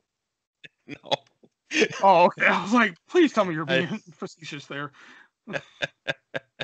I just love the dry run that you can find it on YouTube where they're like going through how it's gonna work and stuff. It was just funny. Yeah, I think I've seen clips of that before. I don't think I've ever seen like the full thing, but like I've seen clips of it where like Undertaker's like pantomiming how to pull the lever and stuff like that. Yeah, he's like in street clothes and he's just like, yep, this is how I do it or whatever I say. Like, yeah, it was just funny. And then like the why does Undertaker sound like he's from Minnesota all of a sudden? Is that what he sounds like? That's what you made him sound like. Yeah, this is how I pull the lever now, eh? Yeah. That's not Minnesotan, that's Canada. It's a little bit of both there if you go to Minnesota. Fair enough. Take a drink. I did it again. All right, so coming in at number 9 is from TNA. Get used to that phrase. It is the Last Rites match between Abyss and that match was stupid. Abyss and who? Abyss and Sting. Oh, okay. And about a deathbed, in parentheses, just a coffin, was lowered into the ring. The two fought back and forth before Sting finally was able to stuff Abyss in the, quote, bed to raise it up to the roof. Thankfully for everyone, TNA gave this the Last Rites after one outing. I don't even remember seeing this match, to be honest. I don't either. I think I remember hearing about it, but like I wasn't watching pay-per-views back then. Garbage. I can only imagine. It was garbage. And it also says here, Vince Russo claims this wasn't his idea. It's hard not to believe it. Yeah, I'd call bullshit on that too. Number 8 here. I think we're gonna have some polar opposites here. Number 8, Punjabi Prison. It's so hard to see. Hey, well, that was only the third one. It was hard to see. Was it? I thought they all were. Was the third one Orton versus Jinder Mahal? Yeah. That's the only one I've seen. But I thought they were all really hard to see.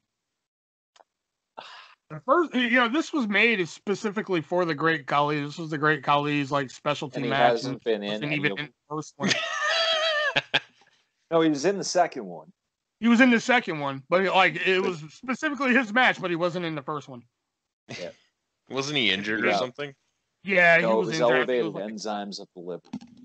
That's what it was. I thought it was a kidney thing. But yeah, they replaced him with Big Show. Yeah. I don't know. I like the concept. I like the concept. I like the look of it. Like escaping the door before the 6 seconds is up and shit. I like the concept. I like the look of it. It's just that I think all 3 times, maybe the third one is probably the best one they did. I just think all 3 times has just been poorly executed. Yeah. Poor execution, but I mean, I love the structure. Sweet. Wow. I think aesthetically it looks great. Couldn't they just, so if I'm remembering this correctly, it's basically like 2 rings of bamboo. 2 cages of bamboo, yeah. Yeah, couldn't they just do like 1 cage basically? Like, do they really need the second? No, because you have to climb the second to get out. I guess. I don't know. I think it's just like putting a hat on a hat. I think there's just too much there. You need to dial it back a little bit, make it simplified. You know what, Shelby? Your opinion is wrong. Well, I have to say it again then. Fair enough. Fair enough. I think that's 2 drinks, my t-shirt. Whenever we get to the point where we make t-shirts from the show, that's my t-shirt right there. Your opinion was wrong. And I think Nick's is going to be ew. That's going to be him. All right, coming in at number 7 is I think I've heard about this match before, so that it kind of rang a bell when I read through this list, and that is the bungee cord match. What? Hey, you guys have not heard of this one? Okay. No. I'll read the entry. Okay. For its first year, Global Wrestling offered some serious action.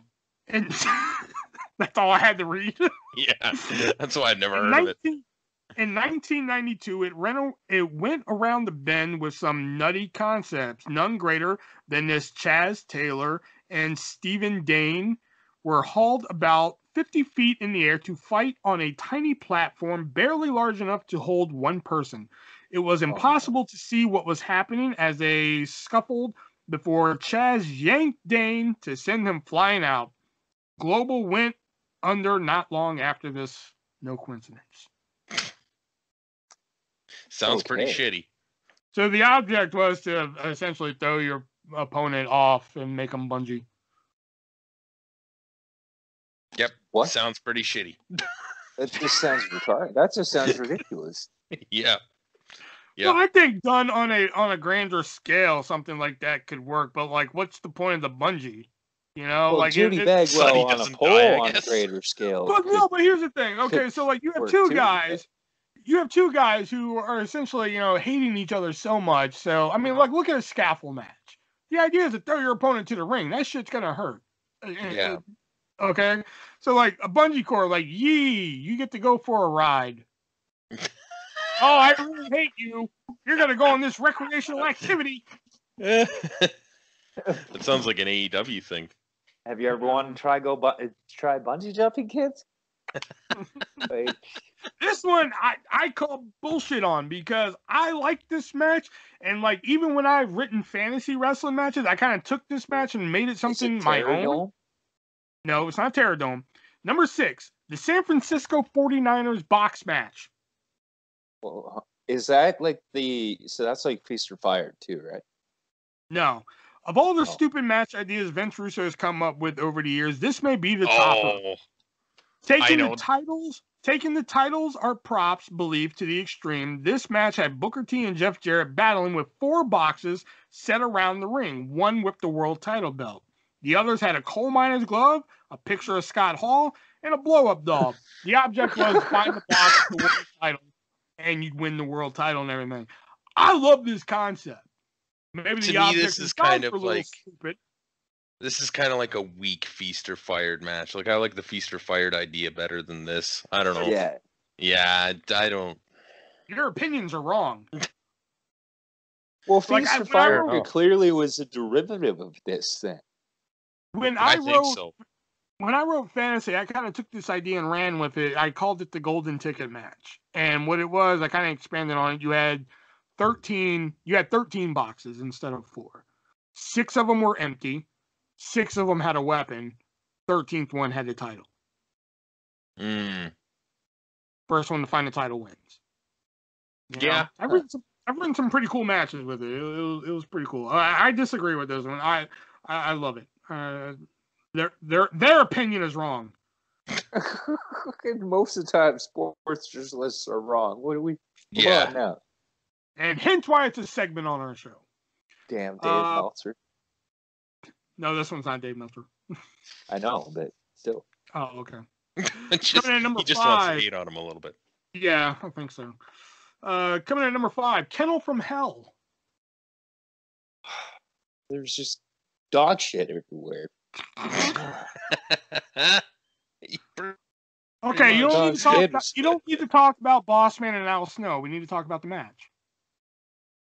Wow. What match? Yeah. That's a good question, actually.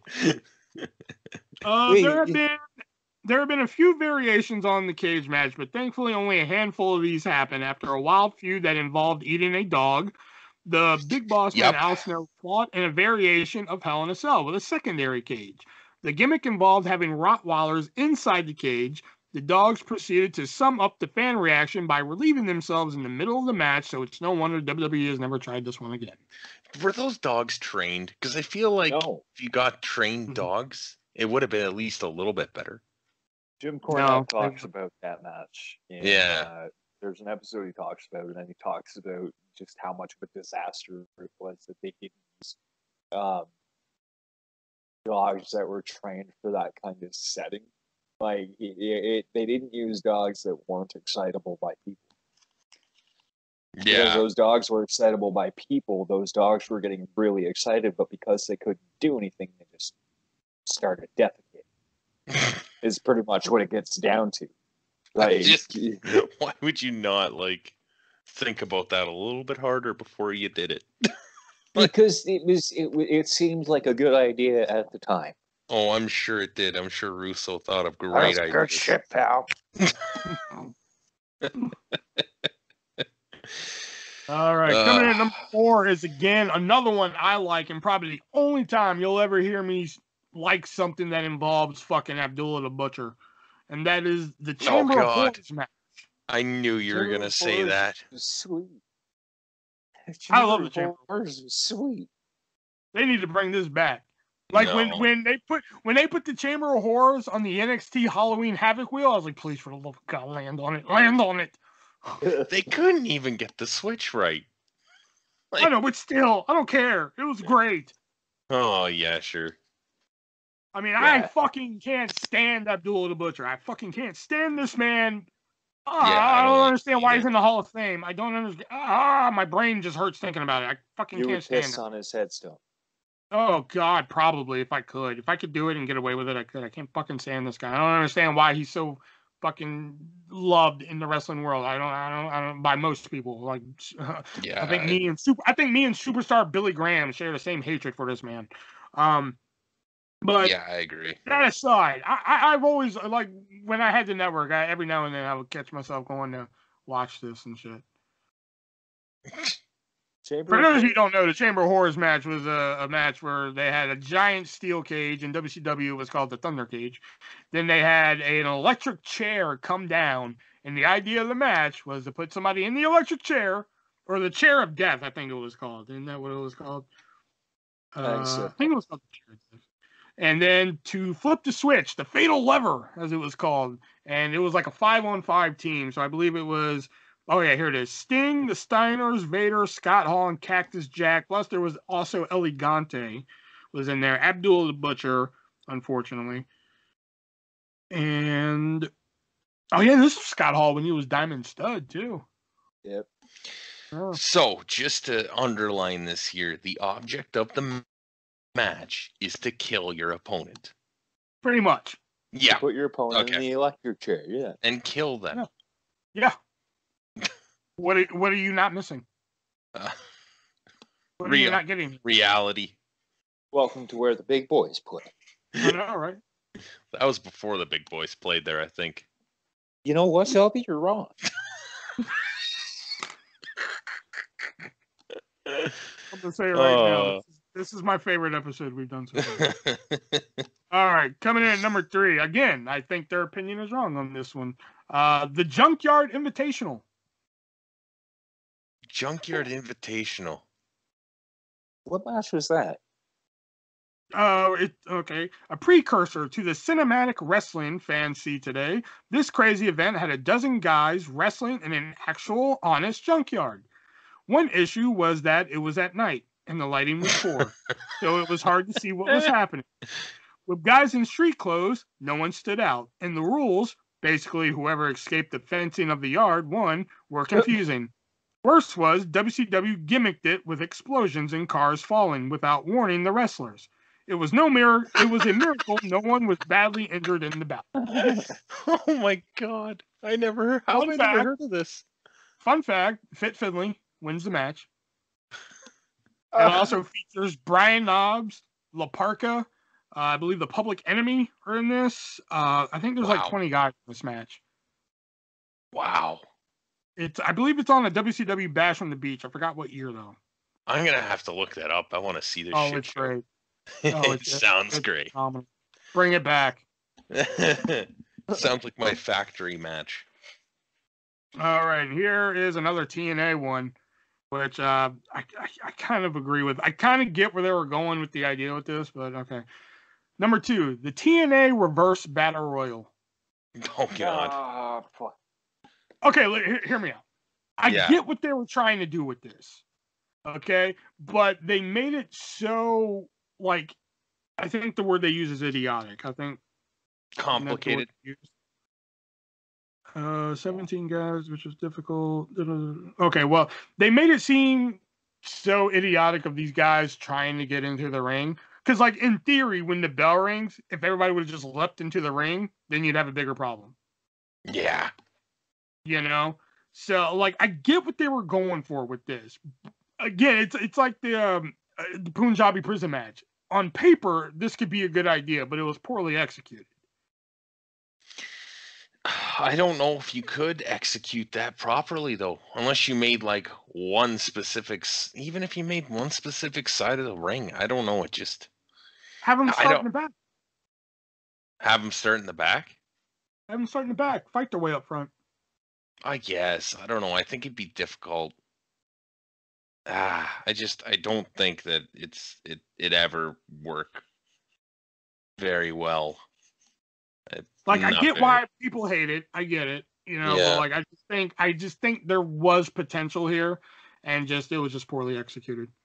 Yeah. Because, like, in theory, if you're going to start everybody around the damn ring, then if the idea is to enter the ring, when the bell rings, everybody just jumps in. Yeah. You know. But if they were leaving from the back, wouldn't they just bolt for the ring? It'd be like a minute match. But therein lies the drama. If somebody bolts to the ring, then you can grab a fucker, throw him into the wall, throw him into like something in backstage, stop that person. See, it makes a lot more sense. Yeah. You create a little bit more drama. I guess. I think it'd be better if they had like everybody runs to the ring and the first two to get in the ring, then have a match. I think that would make a little bit more sense. But there you go. See, I could roll with that too. Yeah. All right, and now on the top 10 list of gimmick matches that completely flopped, any guesses as to what number 1 is going to be? Oof.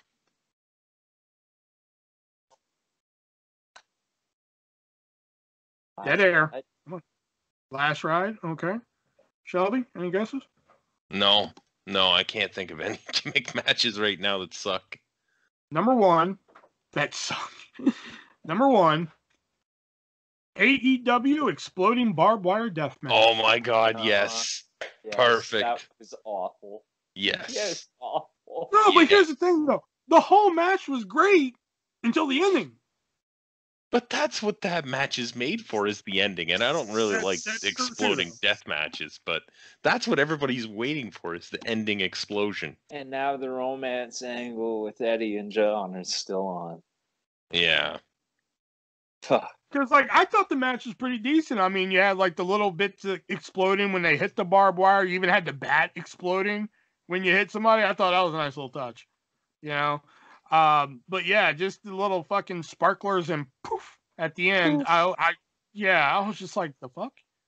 Yeah. I was like, that can't be it, right? They fucked that hard. Do I think it deserves to be number one on this list? I don't think so. I think it should be a little higher. A little lower, I mean. A little higher. There.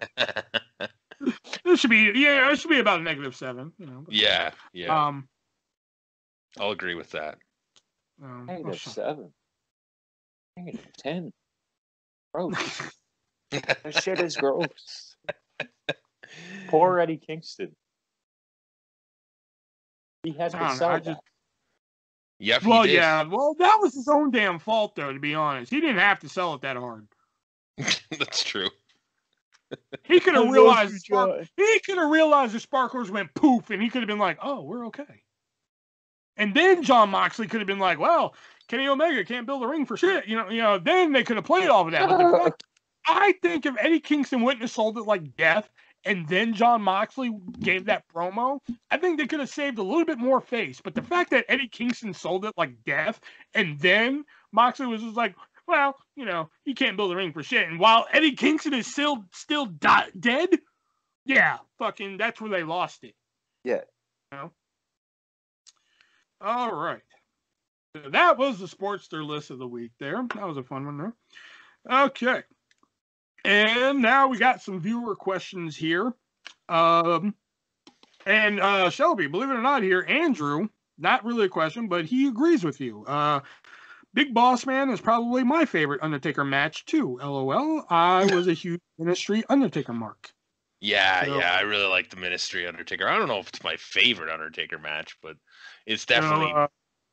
Well, you said that was your favorite Undertaker match, not involving Shawn Michaels last week. Yeah, that's probably fair.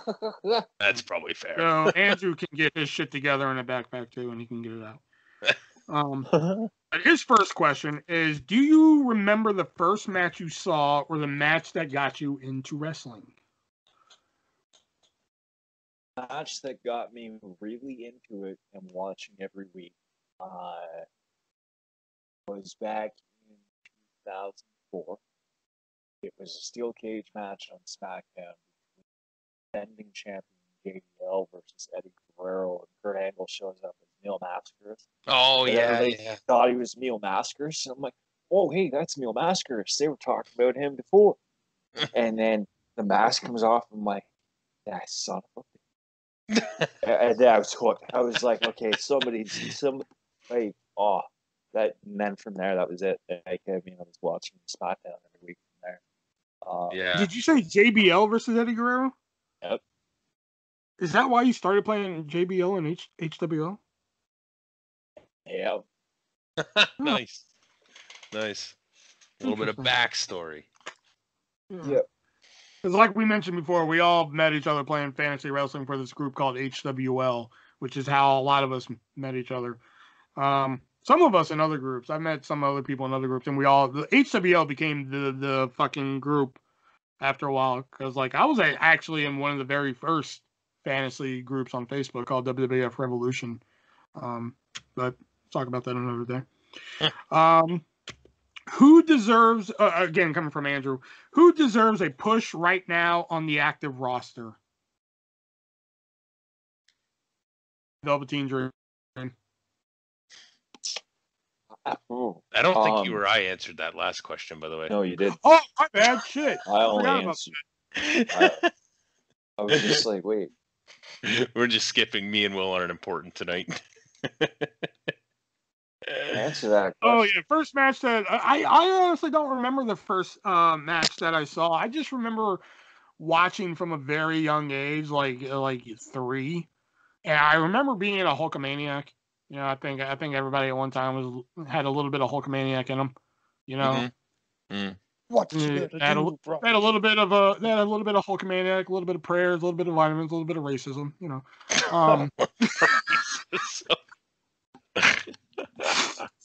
that's good. You know, that's gold. The key ingredients to Hulkamaniacs. You know, a little bit of yeah. Yeah, a bit of pasta with that too. But like I don't know, like I mentioned in a couple episodes before, when like my sister's boyfriend would bring over wrestling tapes and be like, here you go, have fun.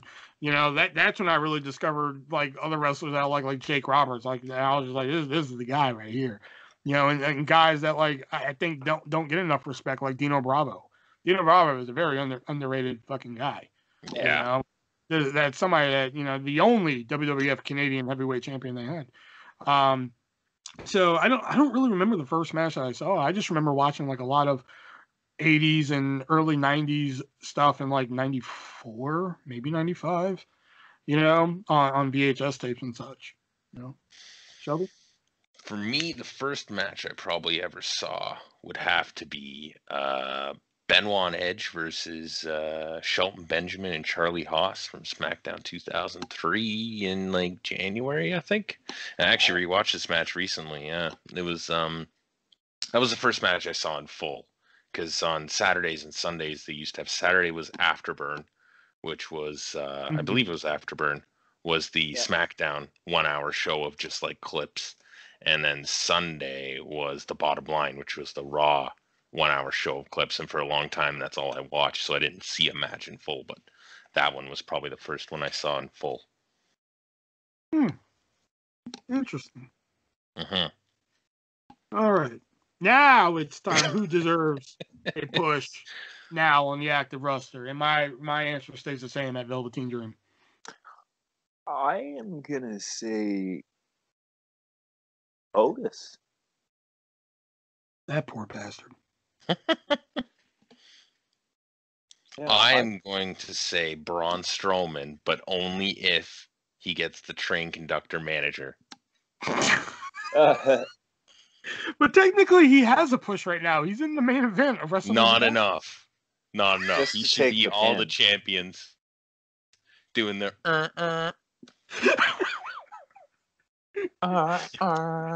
has like a fucking like a toy train behind him carrying all the titles. He just comes down to the ring holding a toy train going. No, he has like an actual like a big train like carrying like I don't know like the NXT Heritage Cup, and then behind that it's like the 24/7 title, and behind that it's like the NXT North American titles, and behind that it's like one half of the tag titles. He's just towing all these titles on like little trolleys behind him. Nicholas is on another trolley. Yes. That's perfect. Book it. Oh my Book God. it. Somewhere Bruce Pritchard's like, oh, baby. Money. License to print money. This is good shit, pal. This is good shit.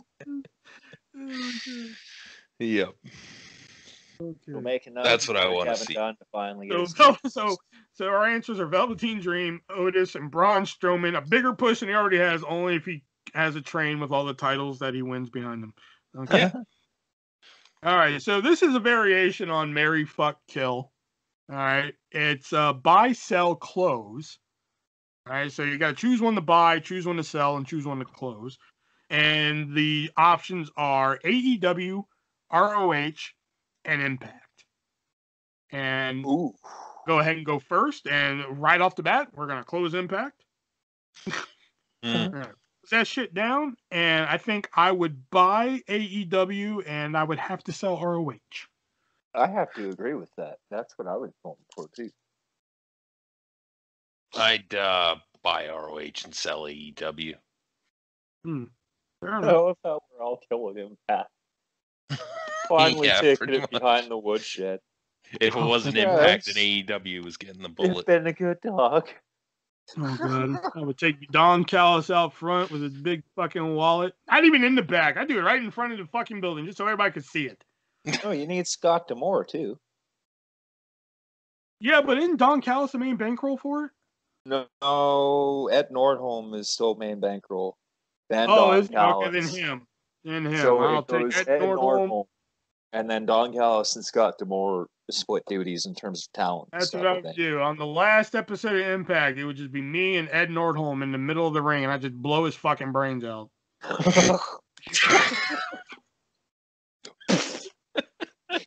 like that fucking Eric Andre gif where he just shoots the guy in his on his Oh guest yeah.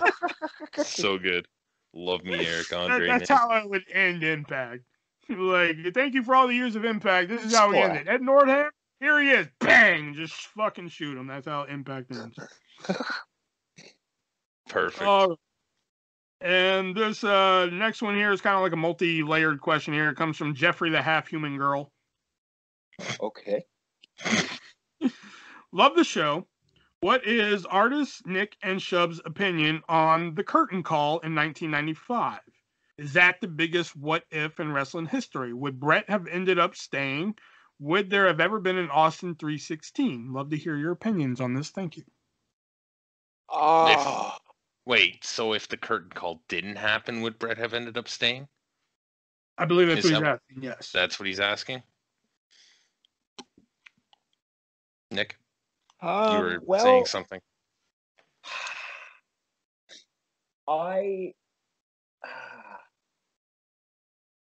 See, that's hard. I don't know. I don't know if Brett ended up staying. I wasn't aware of like the curtain call incident until like the internet. Well, because unless you were at the live show, you wouldn't have really known. Well, like I think they even referenced it one time on Raw, but like even then, like I don't think I had cable to like where they even referenced it. Where there's that promo where Shawn and Triple H are like, "Wait a minute, that's Razor. You're a bad guy, but I was a good guy." They do that little promo. Yeah. On Raw. And like even then, I was just like, okay, like I wasn't really aware of it, but I honestly don't think it would have changed anything, to be honest. No, I don't think so either. But it was. I think Brett still would have left. Yeah. Austin. I think there still would have been an Austin 316. I think he still. No, because the year Austin won. The King of the Ring was the year Triple H was supposed to win. And because Shawn was the champ and Scott and Kevin went to WCW, they had to punish somebody for the curtain call. So Triple H had to, quote, hold the bag. And that was his punishment. He had to do a lot of jobs. Plus, he lost his King of the Ring slot. Yeah. So I think Austin still would have been pretty over, though. And I think at some point they would have had to pull the trigger. It just might not have happened as early as it did. It wouldn't have happened as early as it did. And it wouldn't have happened. And not King of the Ring. But I mean, the whole curtain call in general is one of the worst things to happen to the business ever. I think, just for kayfabe reasons. I don't think so. I don't think so, and I don't think so because at the time it was the steroid trial had already happened. I mean, there wasn't much more you could do to the business to damage it. If anything, it did get more eyes to WCW and to WWF. If anything, it bolstered both products. And if we look at the landscape of wrestling history, if we didn't have it, I don't know. I am more inclined to think like Chili McFreeze would have been more likely to happen. Owen Hart. McFreeze! Okay. But then, too, I also think about, like, Owen Hart originally being meant for the game monitor. He would originally what? Owen Hart was originally supposed to go by the game gimmick. He was supposed to transition out of the Blue Blazer into the game. And Owen was then... The plan was always that Owen would have won the Intercontinental title as the Blue Blazer. Slowly, he would have transformed back to Owen Hart. Then, around 2000, he would have been given a heavyweight title run as the game Owen Hart. Interesting. All right. And for the last question here, this should be very quick because I actually forgot about our wrestling fact of the week. So, our last question here is from Brett, our good old friend Brett. And that is, question for all of you. Fuck, marry, kill. John Goodman is the only option. The question is, what order would you do these things to him?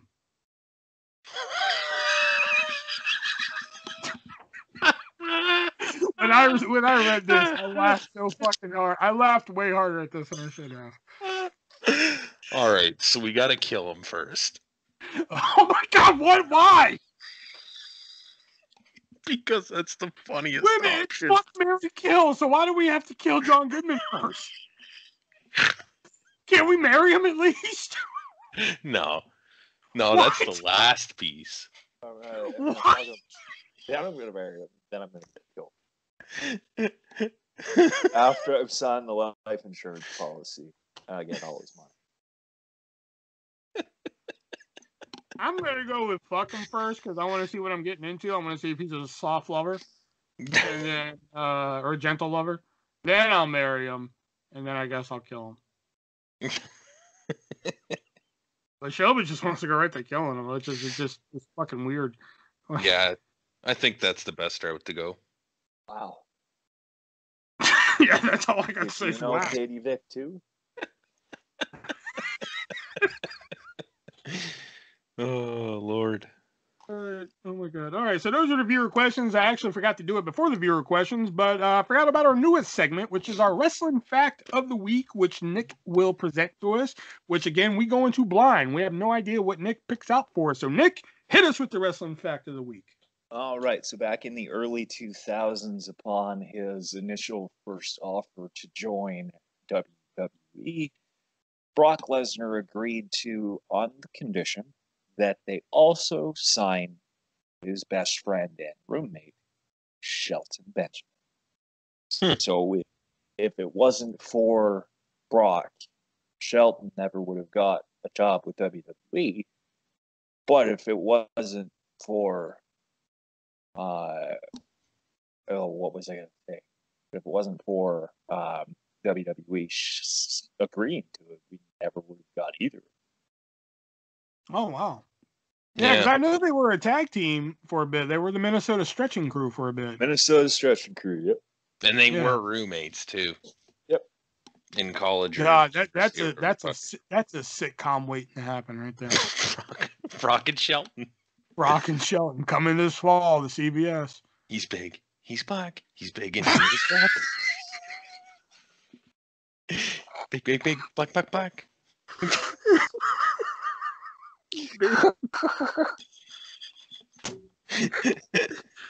Oh my God. Oh my God.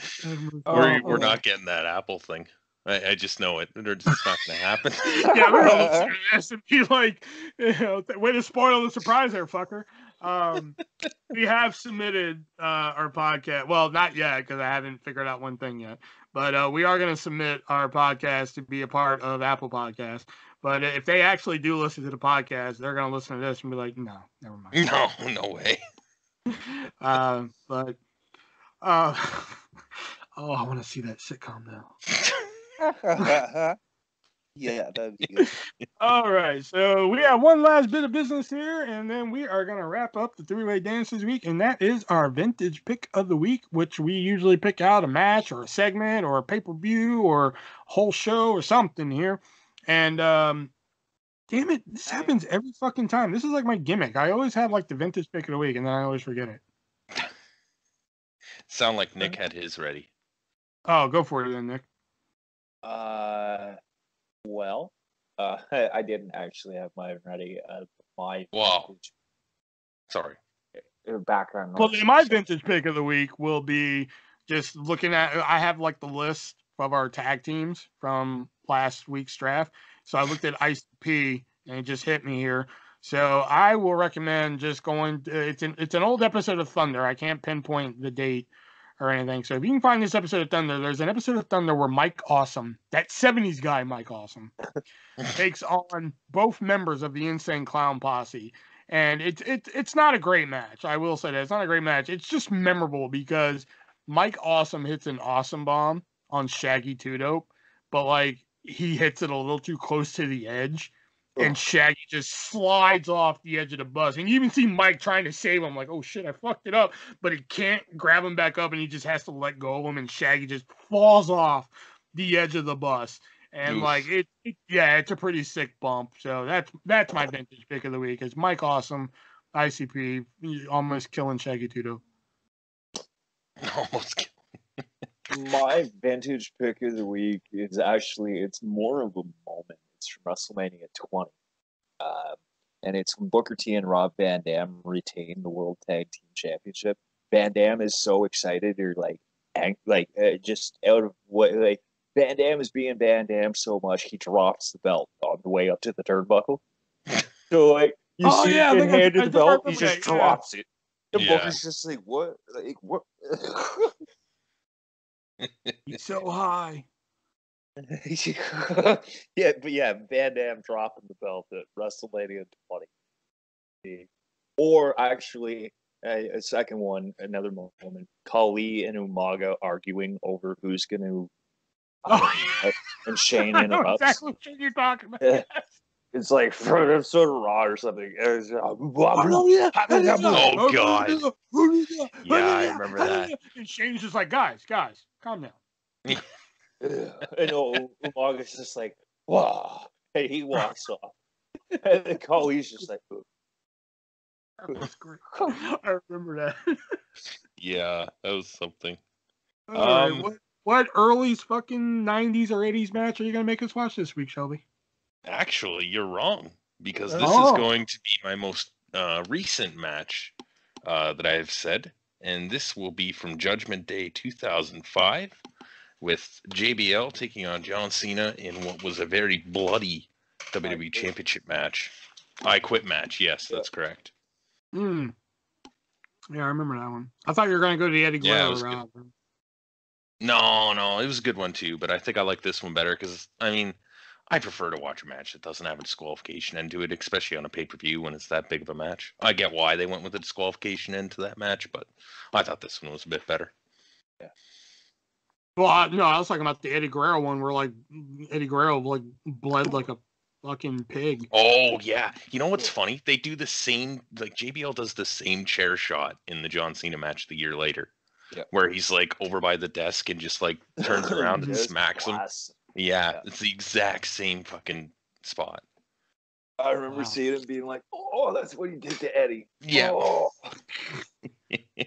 Wouldn't that be great if that's what he said? Like, oh, Eddie.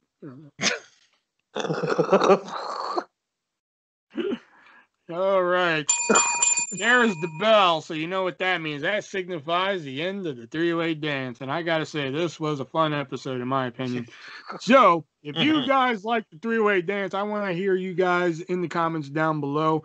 Big shout out to our sponsors, Rep Sports and HardToFindTV.com, and their sister site, FanMadeDVD.com. You can go to both of those websites, all three of those websites. Use my checkout code ARTIST, save 15% on all those websites there. Leave some questions for the next episode because we except Brett, stop it. Well, I don't know. Shelby seemed to have a good time with that one, so I don't know. It's a good question. It's a good question. Oh my God! Don't encourage him. That's the one thing we have learned with dealing with Brett is don't encourage him. See, and now that's probably encouraging. It's true. So yeah, until next week, we will be reviewing, we'll tell you right now, we'll spoiler it right now. We're going to be reviewing WrestleMania Backlash, which that should be very, very painful. Yeah. We were going to do predictions, but we're already over in time at the moment. So until next time, for Nick and Shelby, I am the ArtistVersion1, and remember, be breezy.